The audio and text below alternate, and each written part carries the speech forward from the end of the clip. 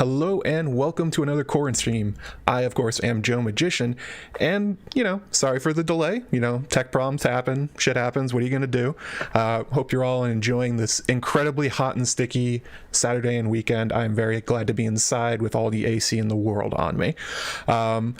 One thing we'll be talking about today is something our beloved and Lord Gurm has been talking about recently. On June 23rd, Martin released a new entry on his blog titled Writing, Reading, Writing, in which he gave an update on where he is on his own social isolation, quarantine, whatever he's doing.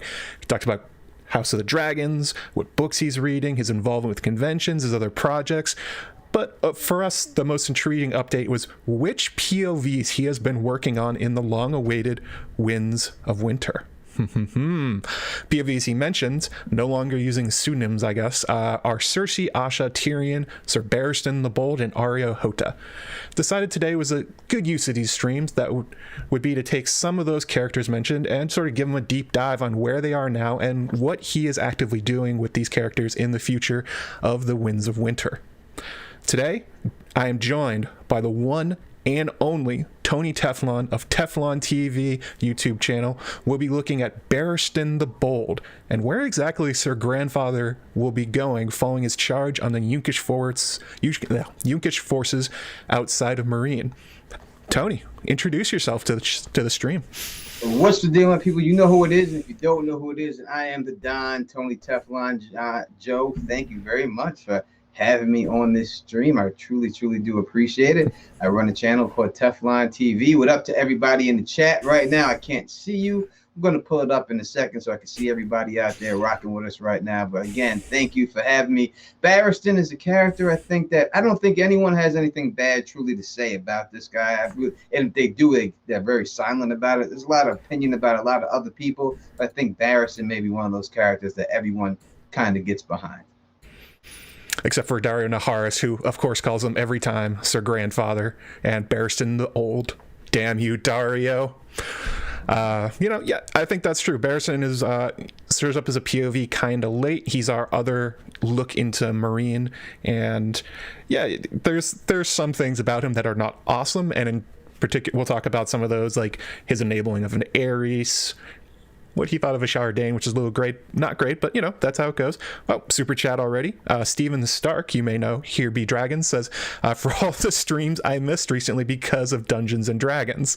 Glad to see that Dawn is a guest. This should be fire. The Battle of Fire, am I right? Oh, Steven. Oh, Steven. You with the puns. Oh my God. And thank you again for the $10. So to go off that, Barisan is often seen as a complementary POV for our other famous Kingsguard members, Jaime Lannister, and to kind of a lesser extent, Aerys Oakheart. These three characters struggle with their vows, honor, duty, and who exactly they are supposed to be serving. Like, was it right for Jaime to kill the Mad King as a Kingsguard? What about him as a person? Barisan struggles with these ideas as well, knowing how he enabled the atrocities of Aerys with his own skill and protection. Berenstain is the quote-unquote, perfect knight, but, what does that really mean for him and for the Westeros at large? And does Daenerys and Westeros need a perfect knight at her side who always does their duty and completes their orders, or do they need somebody maybe a little bit more like, Davos Seaworth? With that, let's take a look on how Barristan reflects on his life's amazing accomplishments with this quote here talking about the defiance at Duskendale. Tony, go.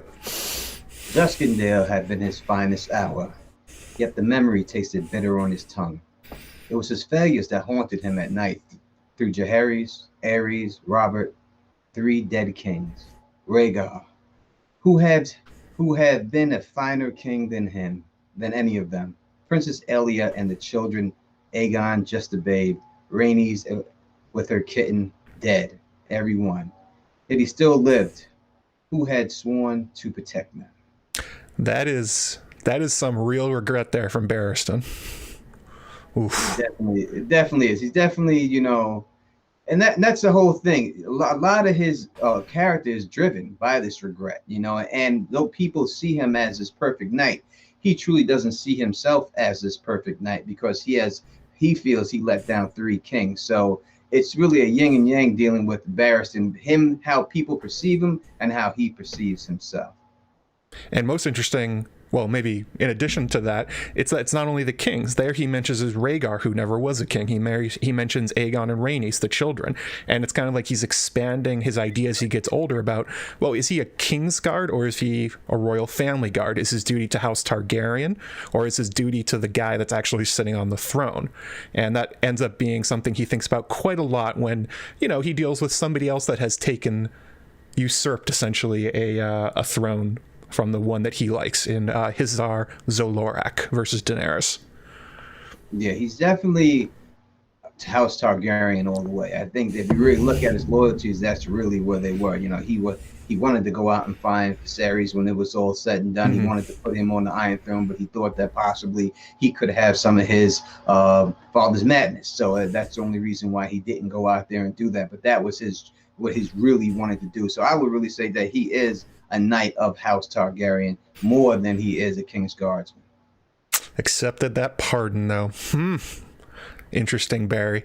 Another super chat here from Sanrixian, our good friend. What did the fisherman say to the magician?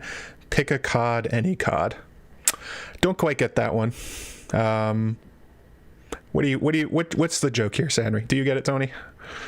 Yeah, no, I don't. I don't get it. Oh my God. Well, whatever the joke was, I'm sure it was hilarious, and Mallory will explain it in the chat, and we'll have a chuckle. But thank you again for the super chat. I thought where we would start off with Barry, we'll get to the Winds of Winter. Will he live or die? Which is, the big thing, especially with George talking about him in the Winds of Winter. But I thought it was a good place to start with. Where does Barry come from? Like, how did he get to the point that he is this key player in Meereen in Slaver's Bay, serving Daenerys Targaryen, and then sort of not?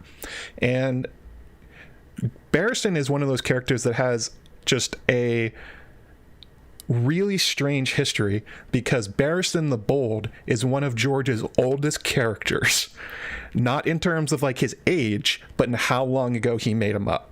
George, when he was little, he used to play little games with his turtles. He had pet turtles. He made them knights. He had court intrigues. He had them fight. He has action figures.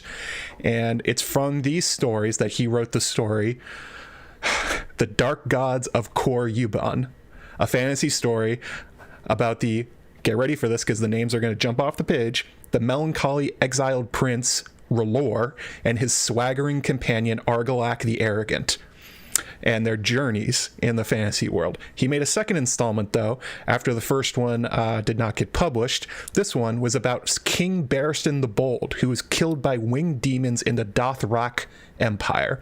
His grandson, Baron of the Bloody Blade, and Prince R'hllor set out for their vengeance. This is going back to the 70s. Barristan has been in George's mind for forever. He loves the name. He loves the idea of... Amazing that he also thinks of Barristan as a king initially, and he's turned him into a king's guard in this iteration. But I love that kind of thing from George, where he takes these really, really old stories and old names and just picks them up and drops them throughout his stories as he goes. Yeah, I agree. I think I wish I read those. I did not read that at all. You can't read them. He has them sitting in a drawer. Yeah, no one's read that. Why don't he give that up? He should give that up. I mean, if he has it there, he has the outline, he should at least give it up. We should be able to get it. But he's a great character, and it's a great name. And I understand that I write sometimes myself, and a lot of the times before I write something, I have the idea of it years beforehand. Mm-hmm. And then sometimes if it doesn't go the way I want it to go, I still try to work that person into a different story or a different book because I like that character or I like that name. So it seems like that's how he was doing it. He was building his whole world. He really liked Barristan. He loved the name. So he had, as you said, he was a king. Then he made him a knight. He had to get that in somehow. So, and that's the way I usually do that with my daughter's names. I work that in there somehow. Yes, exactly. I'm betting Barristan was one of his turtles when he was a little kid, and he just sort of kept picking up the name because it was his favorite. That's where a lot of these character names come from. I also love the idea that Prince R'hllor, Like, this is a character that is all over Song of Ice and Fire, but is not real. It's like, everyone questions whether or not R'hllor is real, but in this old story, he's a character, not only that, a hero and a prince. It's like, oh, Gurm, you crazy old guy. You and your magpie ways dropping in these characters everywhere. I love reading that. Going back and reading Dream Songs in his old stories. They all connect in weird, subtle ways like you were talking about. No doubt about it. I agree with you 100% on that. Sir Barristan the Bold, are we going to start with this people? That's what we got. So this fictional character, this version of Barristan the Bold, was born to House Selmy, which was a knightly house at first. Then he retconned it in Dance with Dragons to a noble house from the Stormlands. This is one of those Marcher lords. These are the Stormlander houses that are on the southern border with Dorne that for the past 1,000 years, or maybe probably 5,000 years, have been at war with Dornish armies coming up through the Prince's Pass and the Boneway. And that's where Barry was born to, but House Selmy is not really like anything to write home about. They're just another one of many houses that own some castle somewhere. And that's where Barry starts. He's an unknown person. He's not like Brandon Stark or Robert Baratheon, who has Lord Paramount futures for them. The best he can hope for is maybe like a tourney knight. And that's what he did. So at 10 years old, Barristan, looking to make a name for himself, enters the tourney at Blackhaven in the Stormlands as a mystery knight. Everyone laughed at him. Literally everyone laughed at him. He's a skinny 10-year-old kid. He borrows some armor 15 sizes too tall for him and enters in the lists, and no one will challenge him until Duncan, the Prince of Dragonflies and husband to Jenny of Oldstones, took up the Mystery Knights challenge and actually rode against him once. Of course, Duncan put him on his ass, but he helped him up on his feet. And we have the quote here for what he said afterwards, where the nickname the Bold comes from. He said, "A boy," he had proclaimed to the cloud, "a bold boy." And that nickname stuck. The idea that a 10-year-old kid wearing armor that he borrowed, barely able to hold up his lance, would ride against the Prince of the Seven Kingdoms and actually not totally embarrass himself. It was obviously very bold for him to do that, and it just seems like that's the way he was raised. They said George changed it over from a little bit, but it seems like where he was from, this is what you had to be. Like, you had to be a tough guy. You had to be, someone who was able to fight just to live where you went. His father before was called the Knight of Harvest Hall, and that's the way he was brought up. In order to be the Lord of that house, you had to be a Knight of Harvest Hall. So it just seems like you had to be tough. You had to be, able to hold your own in these battles and stuff. And to think of a 10-year-old kid going up and just deciding, hey, I'm going to joust and I'm going to be in this tournament. It's hard to believe that anyone would do that. That would be like a 10-year-old kid going to an NBA game and all of a sudden saying, you know what, I'm jumping on this court because I'm good enough to jump on this court, and Michael Jordan being like, all right, let's see what you got, little man. You know what I mean? Impressing him. It's impressing me enough that he's called him bold enough and he had some skills. So it just shows you that how good he was, and he was a natural. It seemed like, because even though you get training, and I'm sure he had great trainers and everything else, but not to the level of where he has far exceeded anyone who trained him. You know what I mean? He was much better than all those people, whether it was, Manfred Swan or whoever it was that did it. He was much better than these guys. And when you have that type of natural ability, I think that you're able to do certain things like that. You're like a child phenom, kind of like, it's kind of like tennis. When you see like women's tennis mostly, you see these young girls who are 13 years old, Jennifer Capriati at 14, and able to beat fully grown women in tennis, because they're so talented. So I think when it comes to jousting, it's kind of like that. And in particular, the one that you can train Barristan, you can train anybody to be okay at like jousting and sword fighting. You can't train the courage to ride against the Prince of the Seven Kingdoms. We see that in tons of other stories, most notably the Duncan Egg novellas, that nobody would ride against the Prince of Dragonstone. Nobody was willing to injure him, thinking that it would, damage their futures. Barry did not think that way. Barisan saw a shot and he took it to ride against the Prince of Dragonstone, and then he was rewarded. At 16, he was knighted personally by Aegon V the Unlikely, because that training and that courage kept going. He unhorsed Duncan the Tall, at that time Lord Commander of the Kingsguard, and Duncan, Prince of Dragonflies, at only 16 at a tourney in King's Landing. That's pretty impressive.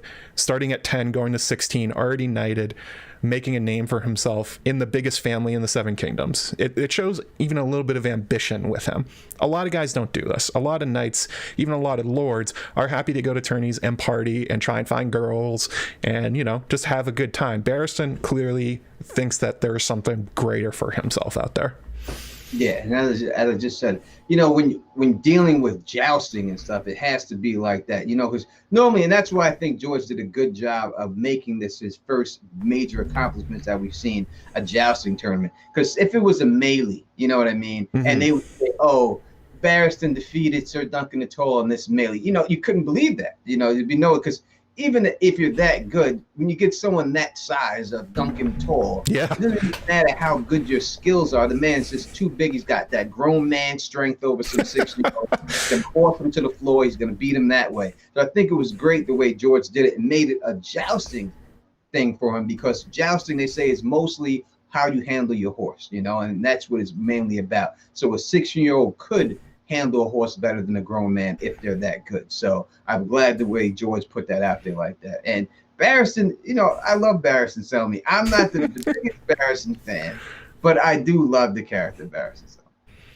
Yeah, he's a heroic figure. Bran talks about him in a Game of Thrones as one of his idols. Everyone in the kingdoms knows Barristan Selmy, and the number one reason they know about him is the next thing, and that is, of course, the War of the Ninepenny Kings and slaying Maelys the Monstrous. So Maelys was the last male of the male line of House Blackfire, and the guy was monstrous. He was gigantic. He was like Sandor Clegane size. He also had a weird second head on his shoulder, not like a full one, just like kind of like a face there.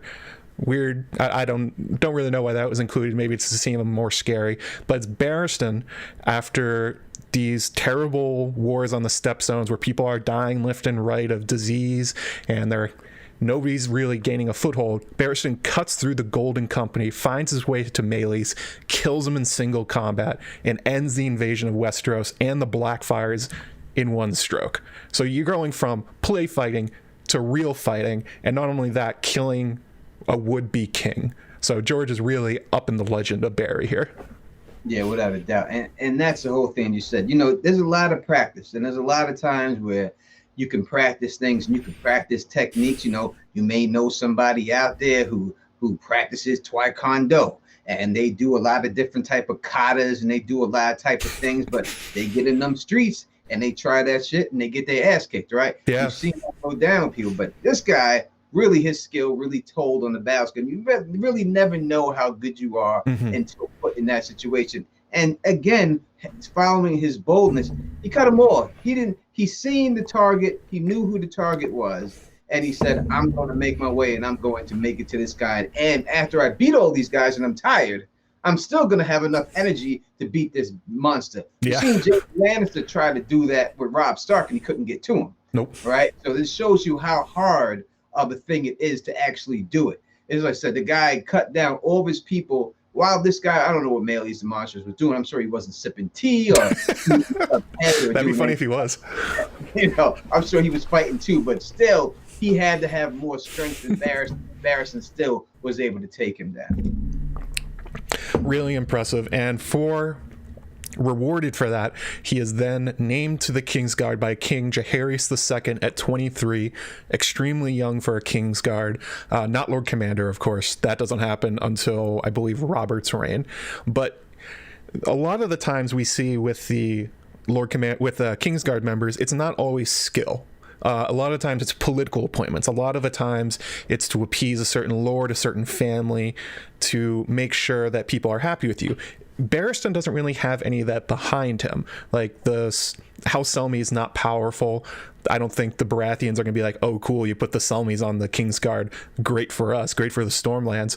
But it is kind of a political pick in the sense that Jaehaerys, and by extension Bloodraven, is taking the hero that slayed the Blackfires and elevating them to the Kingsguard, saying, you help us kill the Blackfires. He helped us kill Melees. This could happen to you guys. You be the next hero of the Targaryen family. You be the next Barristan, and you will be rewarded. And there's also kind of a subtle thing to this that we learn about him in his POV and his escapades in A Song of Ice and Fire, that he's sort of seen as a simple thinker, that he is kind of one-minded. He thinks about things in terms of always being a soldier. He's a good Kingsguard. He does see attacks coming, but he's not seen as somebody like Kristen Cole or somebody that will end up like dominating the political landscape. He's just an amazing fighter, and that's kind of what they took him for. Yeah, and he was good at that. And that's one thing that you have to know what you're good at and stay in line, right? Mm-hmm. And that he did at that particular time. He knew what he was good at. He wasn't into the political thing. We see later when he gets with Daenerys and he becomes older, then he starts thinking more politics. But as he's younger, he's just the hammer. He's just there just to get the job done. And it was great. As I said, most of these are political when you get these appointments. You know what I mean?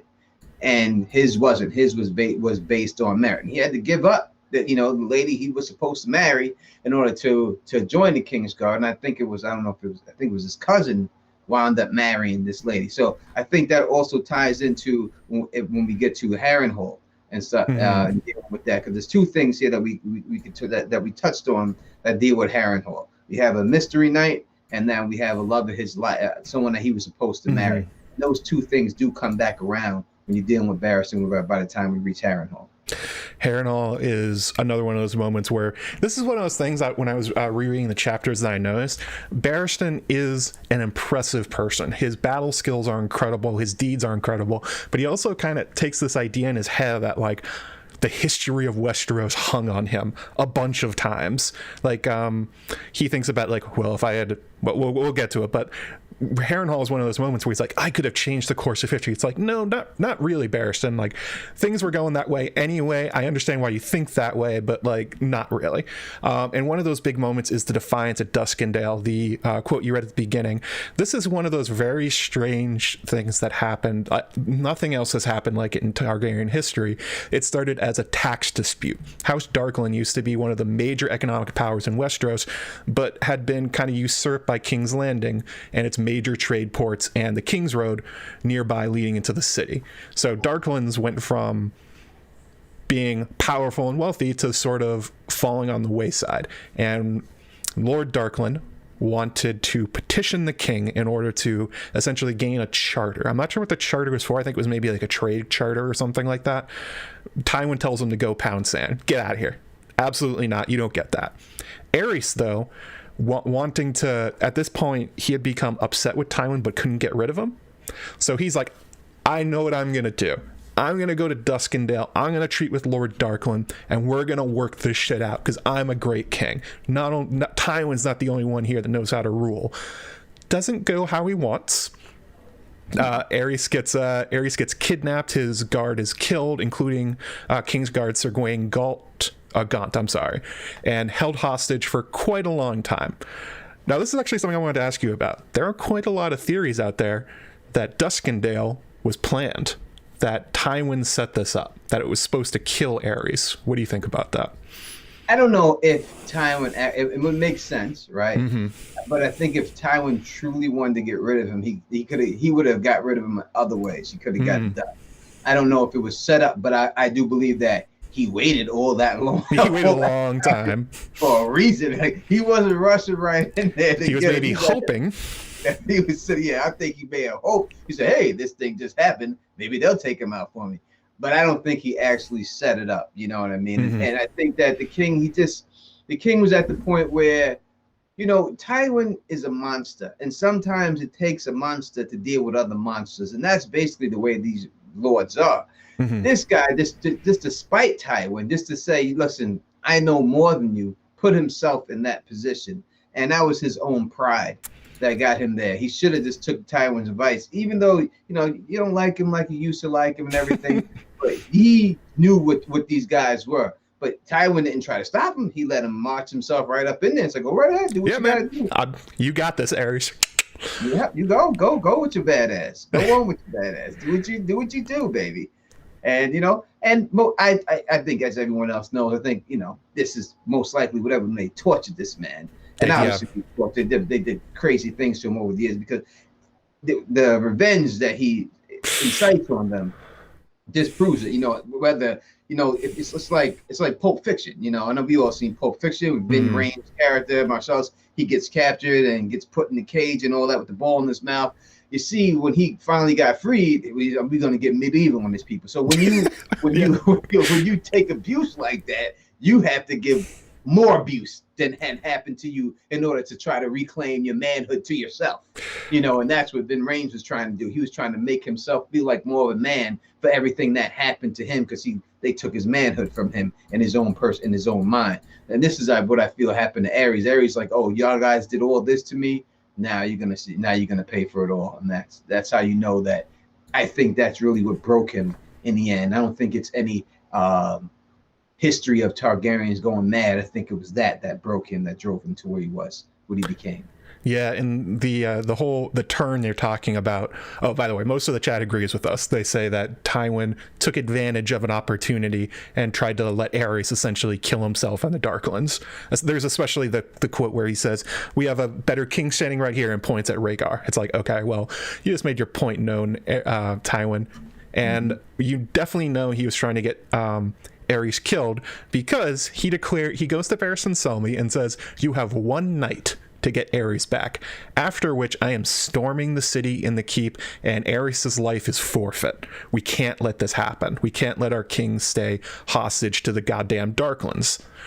So Barristan says, "Oh, well, I have one night to do it. I guess I will." And he turns into an action hero. He turns into Barristan McLean.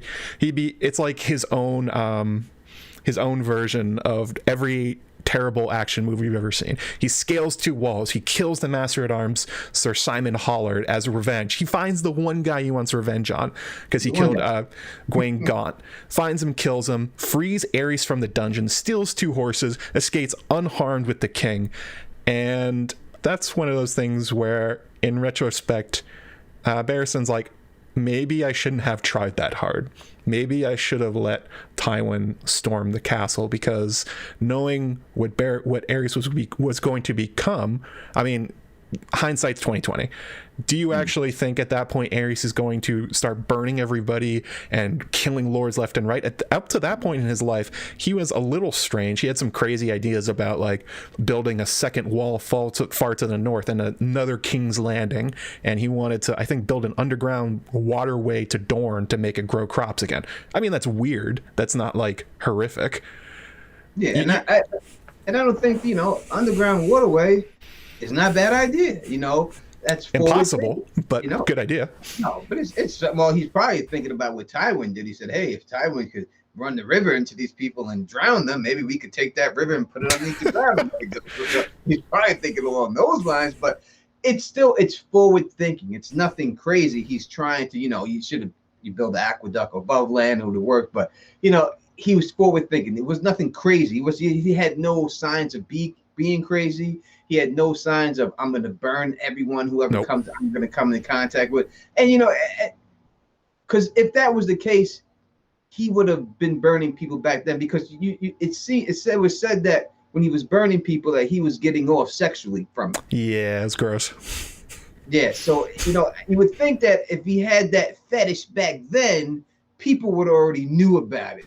So if it took him to get off back then from burning people, you would have already known about it. So back then, he was just, most likely, he was doing good things with women and didn't need that to get off, But after whatever they did to him in there, which, we can all speculate on what happened to him, whether he was molested or just beat with sticks or burnt here and there, burnt about his body.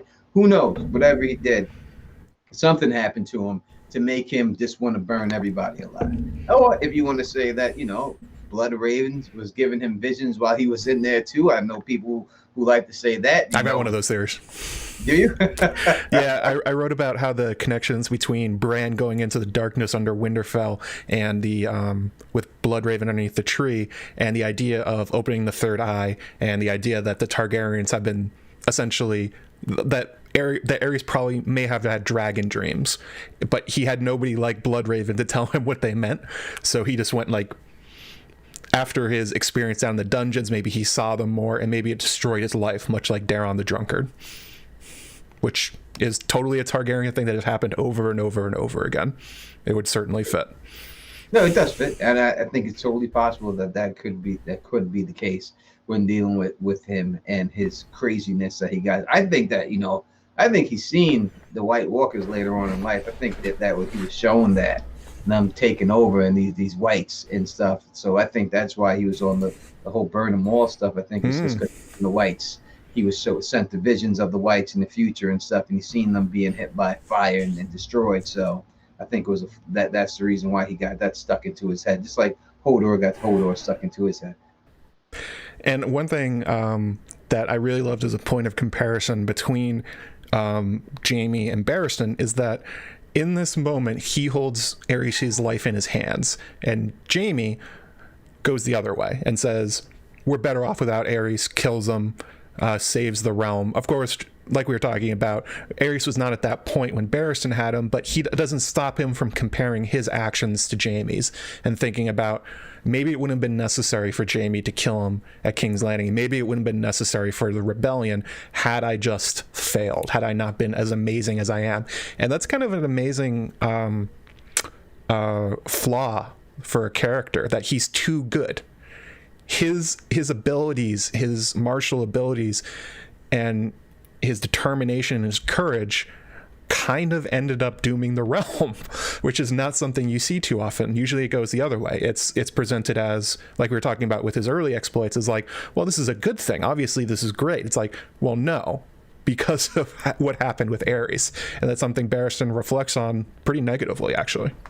Yeah, I hate Jaime Lannister, so let me not be the one to defend him. But I will say, because Bridgeford is my man, so shout out to my man Kev from Bridgeford, who loves Jaime. So I'm gonna give him a little props here. I'm gonna say it's totally two different situations. I really can't see that. But the way what Barisan was in and what Jaime faced is two different situations. Number one, as you said, Aerys was mad at the time. He was trying to destroy everything, and he asked him to kill his father. Now, with Barristan, if Barristan was in that position and Barristan was on that thing, would he still have felt the same way? Would he have went out and killed his father for him? It seems like he's very loyal. It seems that Barristan may have done that. I mean, that's what they project you to think. But in reality, would he have truly have done that? Would he killed his father? And I think, for that reason, I have to give Jaime the pass on killing him. Yeah, you got it. In the chat, people are asking, how many likes on this stream will I wear a silly hat? It's 150. 150, the wizard hat goes on. 175, I do have the new Gurm hat ready to go. It is spectacular. So slam that like button. You get it up to 150. Oh, what are you doing? I'm sorry. I'm just pulling the chat up, and I had to use that. I shouldn't have just pulled it. No worries. See who's rocking with us here and stuff. I didn't have a chance to see. All right, what is that? A thousand huff? What is 1,000 huff? That is a good question. I don't know how much it is, but thank you very much, Spinaker, for 1,000 huff, HUF. I just want to say that both of you look fabulous today. Well, thank you very much. Thank you. Tony's got his nice hat on. Got a real nice polo going. Wait, Tony, where's your mug? We have dueling mugs today. Bug mug. Yeah, there we go. Both of us got them today. Always in hand. They said thank you for the berry discussion. If you go to Sanrixian shop and you use the code THUGMUG, you save, I think, 15%. So whoa! Go to Sanrixian shop and buy a T-shirt and use the code THUGMUG right there. Save some money. There you go. Great shout out for Sanrixian, who's active in the chat, and apparently her dad joke was just a dad joke. I just didn't get it because I'm not smart enough. That's how it goes. What is a huff? I don't know. Somebody's saying it's Hungarian. Well, it's going pretty fast. I'm guessing the it's only a few dollars, because when the bigger ones, I can see how long they're going to last on the chat, but it doesn't matter. So I think we go to another point where Barisan goes like, oh, I could have saved everything if I did it correctly. And that is, as you said, Tarniat Harrenhal and Ashara Dane. Barisan reveals in his POV that he was infatuated with Ashara Dane, like straight up in love with her. Which is a little weird, because, you know, Ashara was conservatively 30 to 40 years younger than Barisan at the time. She was like 16, 17 years old. He's 40 or 50, and he's just like walking around Harrenhal giving her the eye. Not okay, Barristan. No. Not great. But the thing that how George uses this, I mean, that also informs part of Barristan, but he also uses it to draw a comparison between Ashara and Dany. He thinks about her purple eyes and her laugh and sees qualities between Dany and Ashara, which some have taken for crazy theories about parentage, but it's mostly supposed to give you an idea of when Barisan was giving Dany essentially a tryout for why he should serve her. This is probably why. He thinks of Ashara and her tragic end. Some people think she's still alive. Barisan clearly thinks she's dead. So it's kind of like protecting the long lost girl that he was in love with that he couldn't save anymore. But by the way, George, can we stop having weird older men falling in love with Dany? That'd be pretty cool. It would be. You know, I don't know if George is really putting himself in these situations. You know, I know he has a lot of fans, and I know, you know, so I don't know if that's the case. But I would say, let me ask you this question, Joe. If she was in love with him also, the Barisan that do you think that he would have left his duties as a Kingsguardman to marry this chick and ran off with this chick, or you think he would have not done it? He would have not done it. He couldn't bring himself to betray the Targaryens in any way. And the only king he ever did betray was a Baratheon. It was even, and this is part of his POV that is really interesting, where no matter what Aerys was doing, he was standing by him. And he really viewed it as an act of love and devotion to the Targaryen family for what they did to him, despite Aerys being a monster. So I don't think, even if Ashara was like giving him the googly eyes, I don't think he would have done anything about it. Barisan is just not that kind of guy. Would he have hit it though, at least? I think he would have been very awkward and run away, and then thought about it a lot for 30 years. Oh no, Ashara, I'm a Kingsguard. Runs away. I don't know. I'm really thinking that, you know, listen, the guy, as I said, he's supposed to get married. He turned down his first chick he was supposed to marry. From what we know, the man, you know, you don't hear about him doing anything with anybody. Nope. I mean, that's a long time, right? You know, to pleasure yourself. I would just say that's what's going on there with him, and one must assume that must be going on. To the point where you're now looking at someone 30 years younger than you. I think he may have tried to do so. I think he may have took it. You know what I mean? I think because the way he thinks about it, while he thinks about her, and him wishing that he won the tilt with Rhaegar, so he could have crowned her. Like I don't think he just wanted to crown her with the flowers. I think boy. He was trying to crown her. Oh boy. And he was just using that crown to get the other crown, or get some crown from her. Whatever you want to say. I'm sure he thought about it many a night. I guess that's we can say that. We do know that he did not think highly of Lewin Martell having paramours, and there's no talk of him going to the brothel. So I don't know. It seems like sort of a fantasy thing for him. Ashara is his magical pixie dream girl, basically. Like, she doesn't exist as she is really. She is just the pretty girl at Harrenhal that's dancing and laughing, embarrassing, and thinking of the life that could have been, I guess. Also a super chat here from Erin M. She says she can't stay but wanted to show love to these two smart debonair gentlemen. Thank you, Erin. Happy Saturday, fam. Yes, happy Saturday indeed. Oh, and another one here from Here Be Dragons says, tell Erin happy birthday. Happy birthday, Erin. Happy name day. Happy birthday, Erin. May you live as long as you want and never want as long as you live. There you go. That is an excellent birthday message. Thank you guys both so much for the super chats.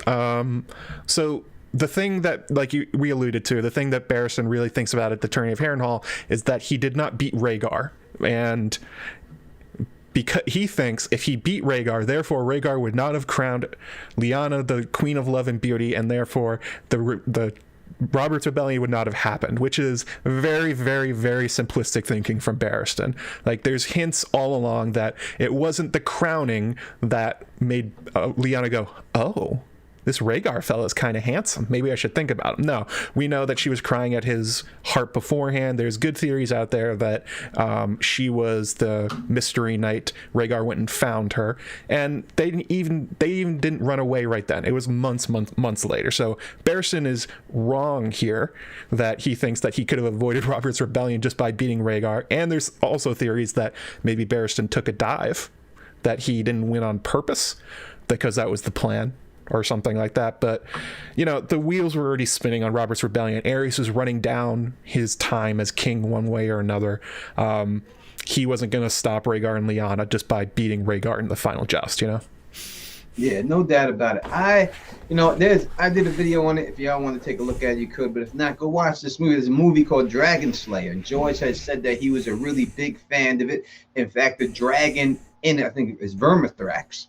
It was the name of the dragon that's in that movie, and George used that name because he was such a big fan of that movie. If you look at that movie, you see that I don't want to give away the movie, but I'm gonna a little bit here, but not, you'll find that anyway. But one of the characters in the movie is pretending to be a man. It really is a woman, and a couple of the names that Aaron George's books are in that movie.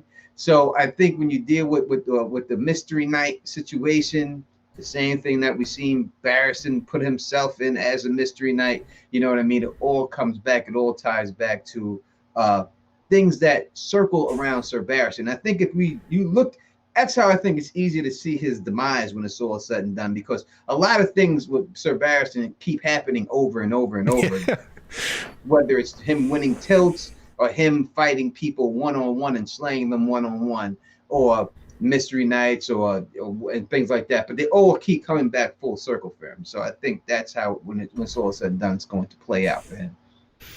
Yeah, we got while you were talking, we got 3 straight super chats for $1.49 each from Amanda, aka Disputed Lands, Senrixian, and Stephen, aka Here Be Dragons. This is for Aaron M. They are sending birthday cake stamps. So again, yes, happy birthday, Aaron. You guys are very sweet. Although I'm not sure how giving me money says happy birthday to Aaron, but I am happy about it. Sure, why not? That's how that goes. So, that was that's one of those character moments that I think is very important for Barristan, his misunderstanding of situations and not really seeing the larger political landscape, that he would actually think that's what caused Robert's Rebellion. That's not what happened. And that should inform you as you read his POVs in A Dance with Dragons, that George is telling you that he is missing a lot of key points and doesn't quite understand what's happening around him. I just did a video with Gray Area. Shout out to my girl Gray Area, and it's on my channel. Is whose fault is Robert's Rebellion? Mm-hmm. And what led, and we talked about actually what were the triggers that led to the rebellion. Obviously that's one of the triggers is Rhaegar kidnapping of Lyanna. But I do believe that even if he won, and he would have won, it wasn't the flowers that did it. Robert Baratheon didn't protest. It was Brandon who got more mad than Robert. You never hear Robert complaining about it. Yeah. But you hear Brandon complaining about it. So that really, the flowers of giving that really didn't do anything to it to start the rebellion. That wasn't a true trigger. That may have put a little sparks in it, but it didn't. Isn't what led to the rebellion. What do you think? Who would you say? Real quick, off topic, real quick. But what it was most fault for this rebellion, and if they would have did something different, they could have changed it. If the thing that would have stopped the rebellion would have been deposing Aerys at Harrenhal, and what kicked it off was not Lyanna, it wasn't Rhaegar, although those had to happen for the main thing to happen, which is the killing of the Lord Paramount's sons and Rickard Stark. Those are what sent the entire realm into rebellion against Aerys, but you cannot have that without Brandon misunderstanding it as a kidnapping. So, it's one of those things where they are dependent, but the true cause, what actually got guys to mount their horses, was the threat to their own selves. If Aerys can kill Brandon Stark, Rickard Stark, and all these other High Lord boys, then the rest of us can be too. That's essentially what happened. Yeah, I agree. I blame Rickard Stark 100% myself. I think he could have prevented the whole thing, because I don't think anyone in their right mind who was at Harrenhal heard about Harrenhal, and it seemed like the whole realm heard about it, right? Yeah. The Knights, the smile stops or whatever. So how could anyone really believe that he kidnapped this girl? I just don't think that it's feasible that anyone could really sit down and say, hey, he came over, the Crown Prince. It's hard. It's like JFK Jr., right? That's the best comparison I can give you. If y'all remember who JFK Jr. was, he was huge. When he was alive, he was everything, especially growing up in New York. And in New York, I heard about him all the time. That's like him. He's not going to kidnap you, JFK Jr. He doesn't have to do that, especially if you've seen him do a show of affection and give these flowers to this chick. And then about her crying, and maybe we'll not know about her crying when he's singing to her and all that stuff, but I just don't know how Rickard, being a smart person, could have thought that his daughter was kidnapped by this man. Yeah, it's that is definitely a big topic, I think, for another 2-hour stream, what exactly went into it. But yeah, I agree. Barisan is very, very wrong here, and that's sort of the idea. Got a few more super chats. Sarah Charles also saying happy birthday to Aaron, and Amanda giving $2 to tell me it's the thought that counts. So, okay. I accept it totally. So then we fast forward to Robert's Rebellion. Barristan is not Lord Commander of the Kingsguard. He fights beside Rhaegar on the Trident, gets wounded, and Robert Baratheon unexpectedly has his personal maester save Barristan's life, while all of his advisors are telling him, kill Barristan. Don't let him live. He lives. He makes it back after the slaying of the 2 Targaryen children, and he's giving an unusual choice. He and Jaime Lannister are given pardons to remain as king guards for Robert. It's noted that Barisan considers it's kind of another shame they accepted the pardon when he thinks about the corpses of Aegon and Rhaenys and abandoning Viserys and Daenerys. It creates a real problem in his head further on in his life, and especially a Dance with Dragons, where is he loyal to the throne and the crown, or is he loyal to the Targaryens? Is he loyal to Rhaegar? Is he loyal to Aerys? Is it the man or the position? And in this case, in this choice, Barristan says it's the position. I am loyal to whoever sits on the throne. A choice he later regrets. Yeah, he claims that's what he says in his head.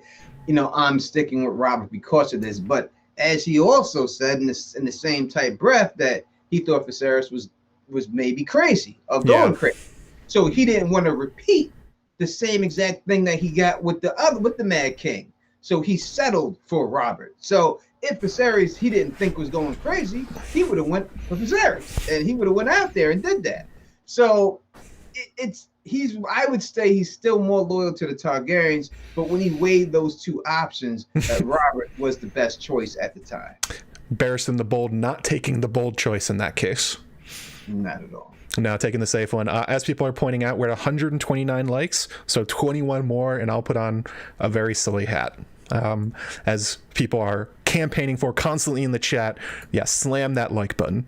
The question of why didn't he follow Dany Viserys East, exactly right. It's one of those things where he compares himself to the White Bull in Arthur Dany. He thinks, well, they stuck by the Tower of Joy, whatever was going on there, and I couldn't even follow these 2 kids. Didn't they need me more than Robert?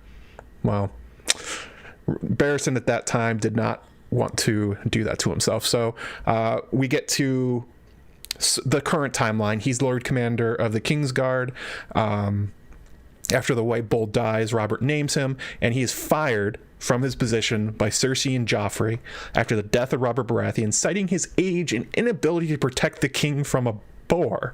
That's not really what happened. Again, it's the fact that Cersei wanted to replace Barry with Jaime as Lord Commander, and they also wanted to put Sandor Clegane on the Kingsguard. He's old, so they're just like, let's just get rid of the guy. It really had nothing to do with his performance or his age. It was just Cersei wanted Jaime there. Yeah, she did. I think that was a little more like when you deal with that little Varys inside of that situation, that had something to do with that too. I think it was a plan to get him away, because we all know that he was still very capable. You know what I mean? He did fight in the Greyjoy rebellion at that particular time, and he led the attack in one of the fights versus the Greyjoys and stuff. So he was still a very capable fighter. And not only was he just a capable fighter, he was also a legend of his own time. You know, he was well respected. He was well renowned. So I think it was Varys' plan to get him away, put the bug in the ear to get him out of there, and they wanted him out there. And you see that as soon as he's gone and he's set free, he's like, everyone's after him. You know, Renly's trying to track him down, and Renly wants him on his Kingsguard. And the only reason why Brienne got her position was because he couldn't find Sir Barristan to take that position, but that was reserved for Barristan. And he thought that he was going with the Starks. And then Catelyn Stark was like, no, he ain't coming with us. And he was like, well, maybe he's going with my brother Stannis. So he was like the most, it's sought after free agent. Yeah, free agent. Yeah. That's true. He had his own version of LeBron's announcement where he's like, I'm taking my talents to Slaver's Bay, I guess. That's what he's doing. A lot of people are confused. He does not end up with Renly and Stannis. They expect him maybe to go to Robb Stark. Doesn't happen. One of the details is that he actually saw Eddard Stark die, that he snuck back into King's Landing as a pauper and watched what Joffrey was going to do. Not really sure why he did that, but it certainly caused a reflection on his part. It created that crisis of faith that probably made it so he did not go to Stannis, he did not go to Renly, because he was tired of serving for rulers he did not respect. So as you said, Varys sweeps him up. Well, actually, it's Illyrio. It's Illyrio that gets him. He doesn't know it's Varys. That's why I think it was Varys' plan from the beginning to get him off, because Illyrio just happens to be the one who sweeps him up. We know those two guys are working together. So that's why I believe it was Varys' plan to get him out of there, knowing in the end, because Varys had to know how the man truly felt in his heart and who he was loyal to. So he knew that he would wound up over there, and that's exactly what he did, was wind up over there. So that's all. It was all planned out between those two, I believe. Exactly. And he journeys to meet Daenerys in Karth, I believe, as Arstan Whitebeard, squire to Strong Belwas. And essentially what he's doing is he's giving Dany a tryout, and he's deciding, is she worth the effort? Like, I could go and die somewhere. I could be a sellsword. Like, maybe I go back and join Stannis or Renly. But he's like, I will give Dany a fair shake. I mean, Aerys sucked. I didn't like Viserys, but, maybe she's different. And eventually he decides that she is worth his time. And it's actually funny how he does it, because when he outs himself, he also outs Jorah as a spy for Varys, which, again, is very funny, because he's also working for Varys, but he doesn't know it. Mm-hmm. Yeah, and he, as you said, he's definitely there just to feel her out, to see how she's going, if she's worth him serving, and that's what he's trying to figure out. And eventually, obviously, he does figure out that this is what But I also like the fact that, listen, Illyrio had two badass fighters this particular time. When you have Sir Boas, right, and Sir Barristan Selmy, I mean, that's a dynamic duo. I don't know anyone who, if you picked out the two other people fighting those guys, who would survive fighting those two guys right there. Sir Boas, I think, and George was a wrestling fan back in the day. He said, if you look at a guy named Abdullah the Butcher, who was a wrestler from back in the 70s and 80s, he is definitely, definitely who Sir Boas is, without a shadow of a doubt. Just take a look at him and watch his wrestling matches, and you will see that is exactly who George made this man after. There's no doubt about it, and it fits perfectly. But those two, that's a dynamic duo that got sent to Dany's camp. Not many people have a strong two strong fighters that strong come to them. Yeah, definitely. We're gonna kind of skip ahead a little bit because I really want to get to the Winds of Winter stuff. So just a quick summary of what happened, getting to the Battle of Fire and the Winds of Winter. At Daznak's pit, Barisan at this point, who is a member of Dany's Kingsguard, sees as I also missed a super chat from Danny McKay, Joe Mags and the Don. I can dig it. Thank you very much for the $5, Danny McKay. And another one from Sanrixian, $2, saying it's almost hat time, Mr. Magician. Yeah, we're at 141, 150. We do that. So Dany flies away on Drogon, kills a bunch of the Myronese and Yunkish. Nobody knows what happened to Dany, and it's essentially chaos in Meereen afterwards. Hizdar Zalorak, her husband at this point, crowns himself king and rules in Dany's place with a very shaky alliance that's based around the pit fighter industry, the whole slave industry, and the Harpy, whoever that is, wink wink, balanced against Yunkai, that are actually wanting to depose him. This is one thing that I think Barisan gets wrong in his internal POV. He thinks about how, well, they must be working together. No, because if Yunkai takes Meereen, Hizdar is going to lose his kingship.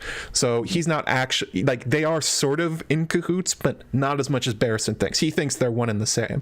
They're not, and that's another problem with his political understanding. And again, Skahaz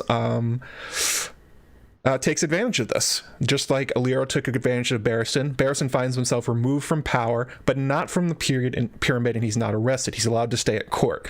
Hizdar replaces Dany's guards with pit fighters. Barry's allowed to stay his duties as sort of a watchman, and he gets to stay in Dany's vacated apartments with Missandei. Missandei is also allowed to stay there. But Skahaz plants this idea in his head that Hizdar was not only behind the poisoned locusts that have almost killed Strong Belwas, but he's behind everything. He's behind the attack. Like, he's the Harpy. And kind of, I would say, radicalizes Barristan, kind of pulls some wool over his eyes, because I don't think Hizdar's behind all of that. I don't think most people do. But he gets him on board with the Brazen Beasts in a plan to depose Hizdar and take him into custody. Although Skahaz just wants to kill him, Barristan says, no, we have to have a trial. The same sort of thing happens in the show. It's like, everyone's like, Barristan, we don't have trials. That's not what we do in Slaver's Bay. And he's like, we gotta have one. Everyone's like, fine, whatever. Because he still has political clout. It still matters that he's connected to Dany. And there's actually one particular moment that I really liked where Barisan sort of commits to the plan, and it's this quote after the Yunkish and Bloodbeard delivered the head of Admiral Grolio to the court. He says he had served so many kings he could not help but imagine they might have reacted to this provocation. Aerys would have flinched away in horror, likely cutting himself on the barbs of the Iron Throne, then shrieked at his swordsman to cut the Yunkish men to pieces. Robert would have shouted for his hammer to repay Bloodbeard in kind. Even Jaehaerys, reckoned weak by many, would have ordered the arrest of Bloodbeard and the Yunkish slavers. And he compares them to Hizdar and says Hizdar didn't do crap. He just sat there and let one of his men be killed and just kind of sat there and fright. And that's weirdly one of the moments where Barisan's like, okay, well, he's got to go.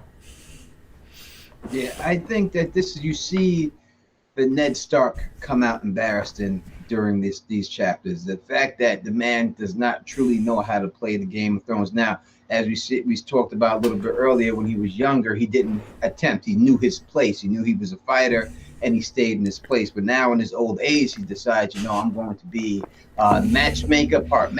When he tries to get Daenerys to marry Quentin, but he goes and he tries to get that done, but she says no, she doesn't want that. She's going to go marry Hizdar, so that failed. And then he gets played like a fiddle here to arrest Hizdar, which I think is, one of the great moment for Barristan when he fights this pit fighter cast, and that whole writing that George did with him fighting him. I wish I had it right in front of me right now. I would read it to you. I know my friend Kev from Bridgeport, I think he did a video on it, but this way he's fighting him, and you see how, and we talked about this too in the Best Fighter of Westeros, how when you don't have plate armor on, it's such a disadvantage. I don't really care how good you are when you're fighting someone with full plate armor on, and it only takes one mistake for you to get killed. And if you don't know how to fight someone in plate armor, you can't do it. And that's what he thinks when he's fighting him. He's like, oh, this guy has no idea how to fight someone in plate armor. And even though this guy is throwing blows at him faster than him, he's still able to parry. And the guy gets all mad and he's like, oh, only cowards wear armor. This coward's about to kill you.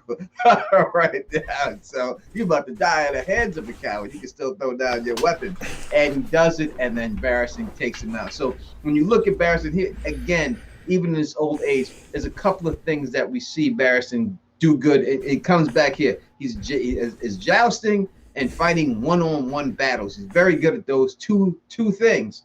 And we see this when he's doing the charge. That's why he puts himself out there to do the initial charge, because obviously that's jousting and stuff. So it all comes back, and in the end, I think that's how we can see his demise when it's all said and done. How it's gonna take place for him.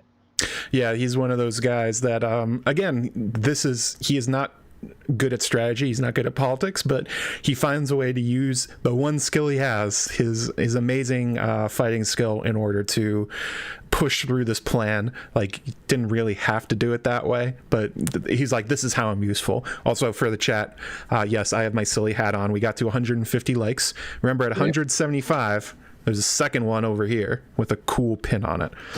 So we'll see if we can get there. So like you were saying, Hizdar's arrested, kills Kraz. There's a founding of this small council where they plan their defense of the sure-to-follow attack by Yunkai. He sends the Green Grace, which... bad idea. Don't do that. Don't send her to negotiate with the Yunkai. She's literally one of Hizdar's people, probably the Harpy herself, and he sends her to go negotiate with their enemies. Good one.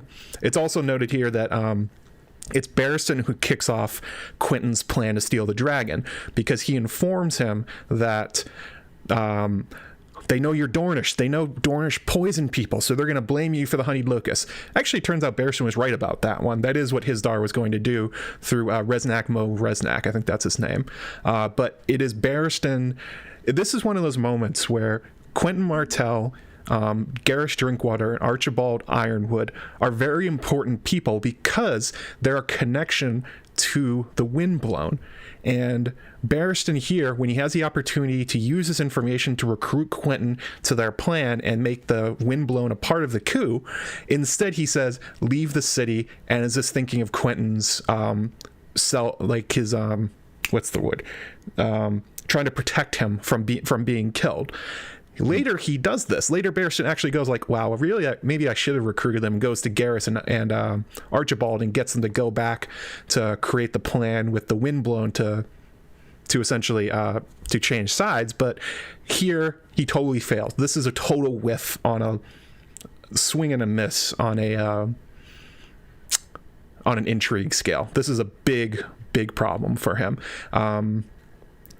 Barisan also decides that their only option, because he's Berenstain, is to attack the Yunkish to break the siege before the Volantene fleet arrives.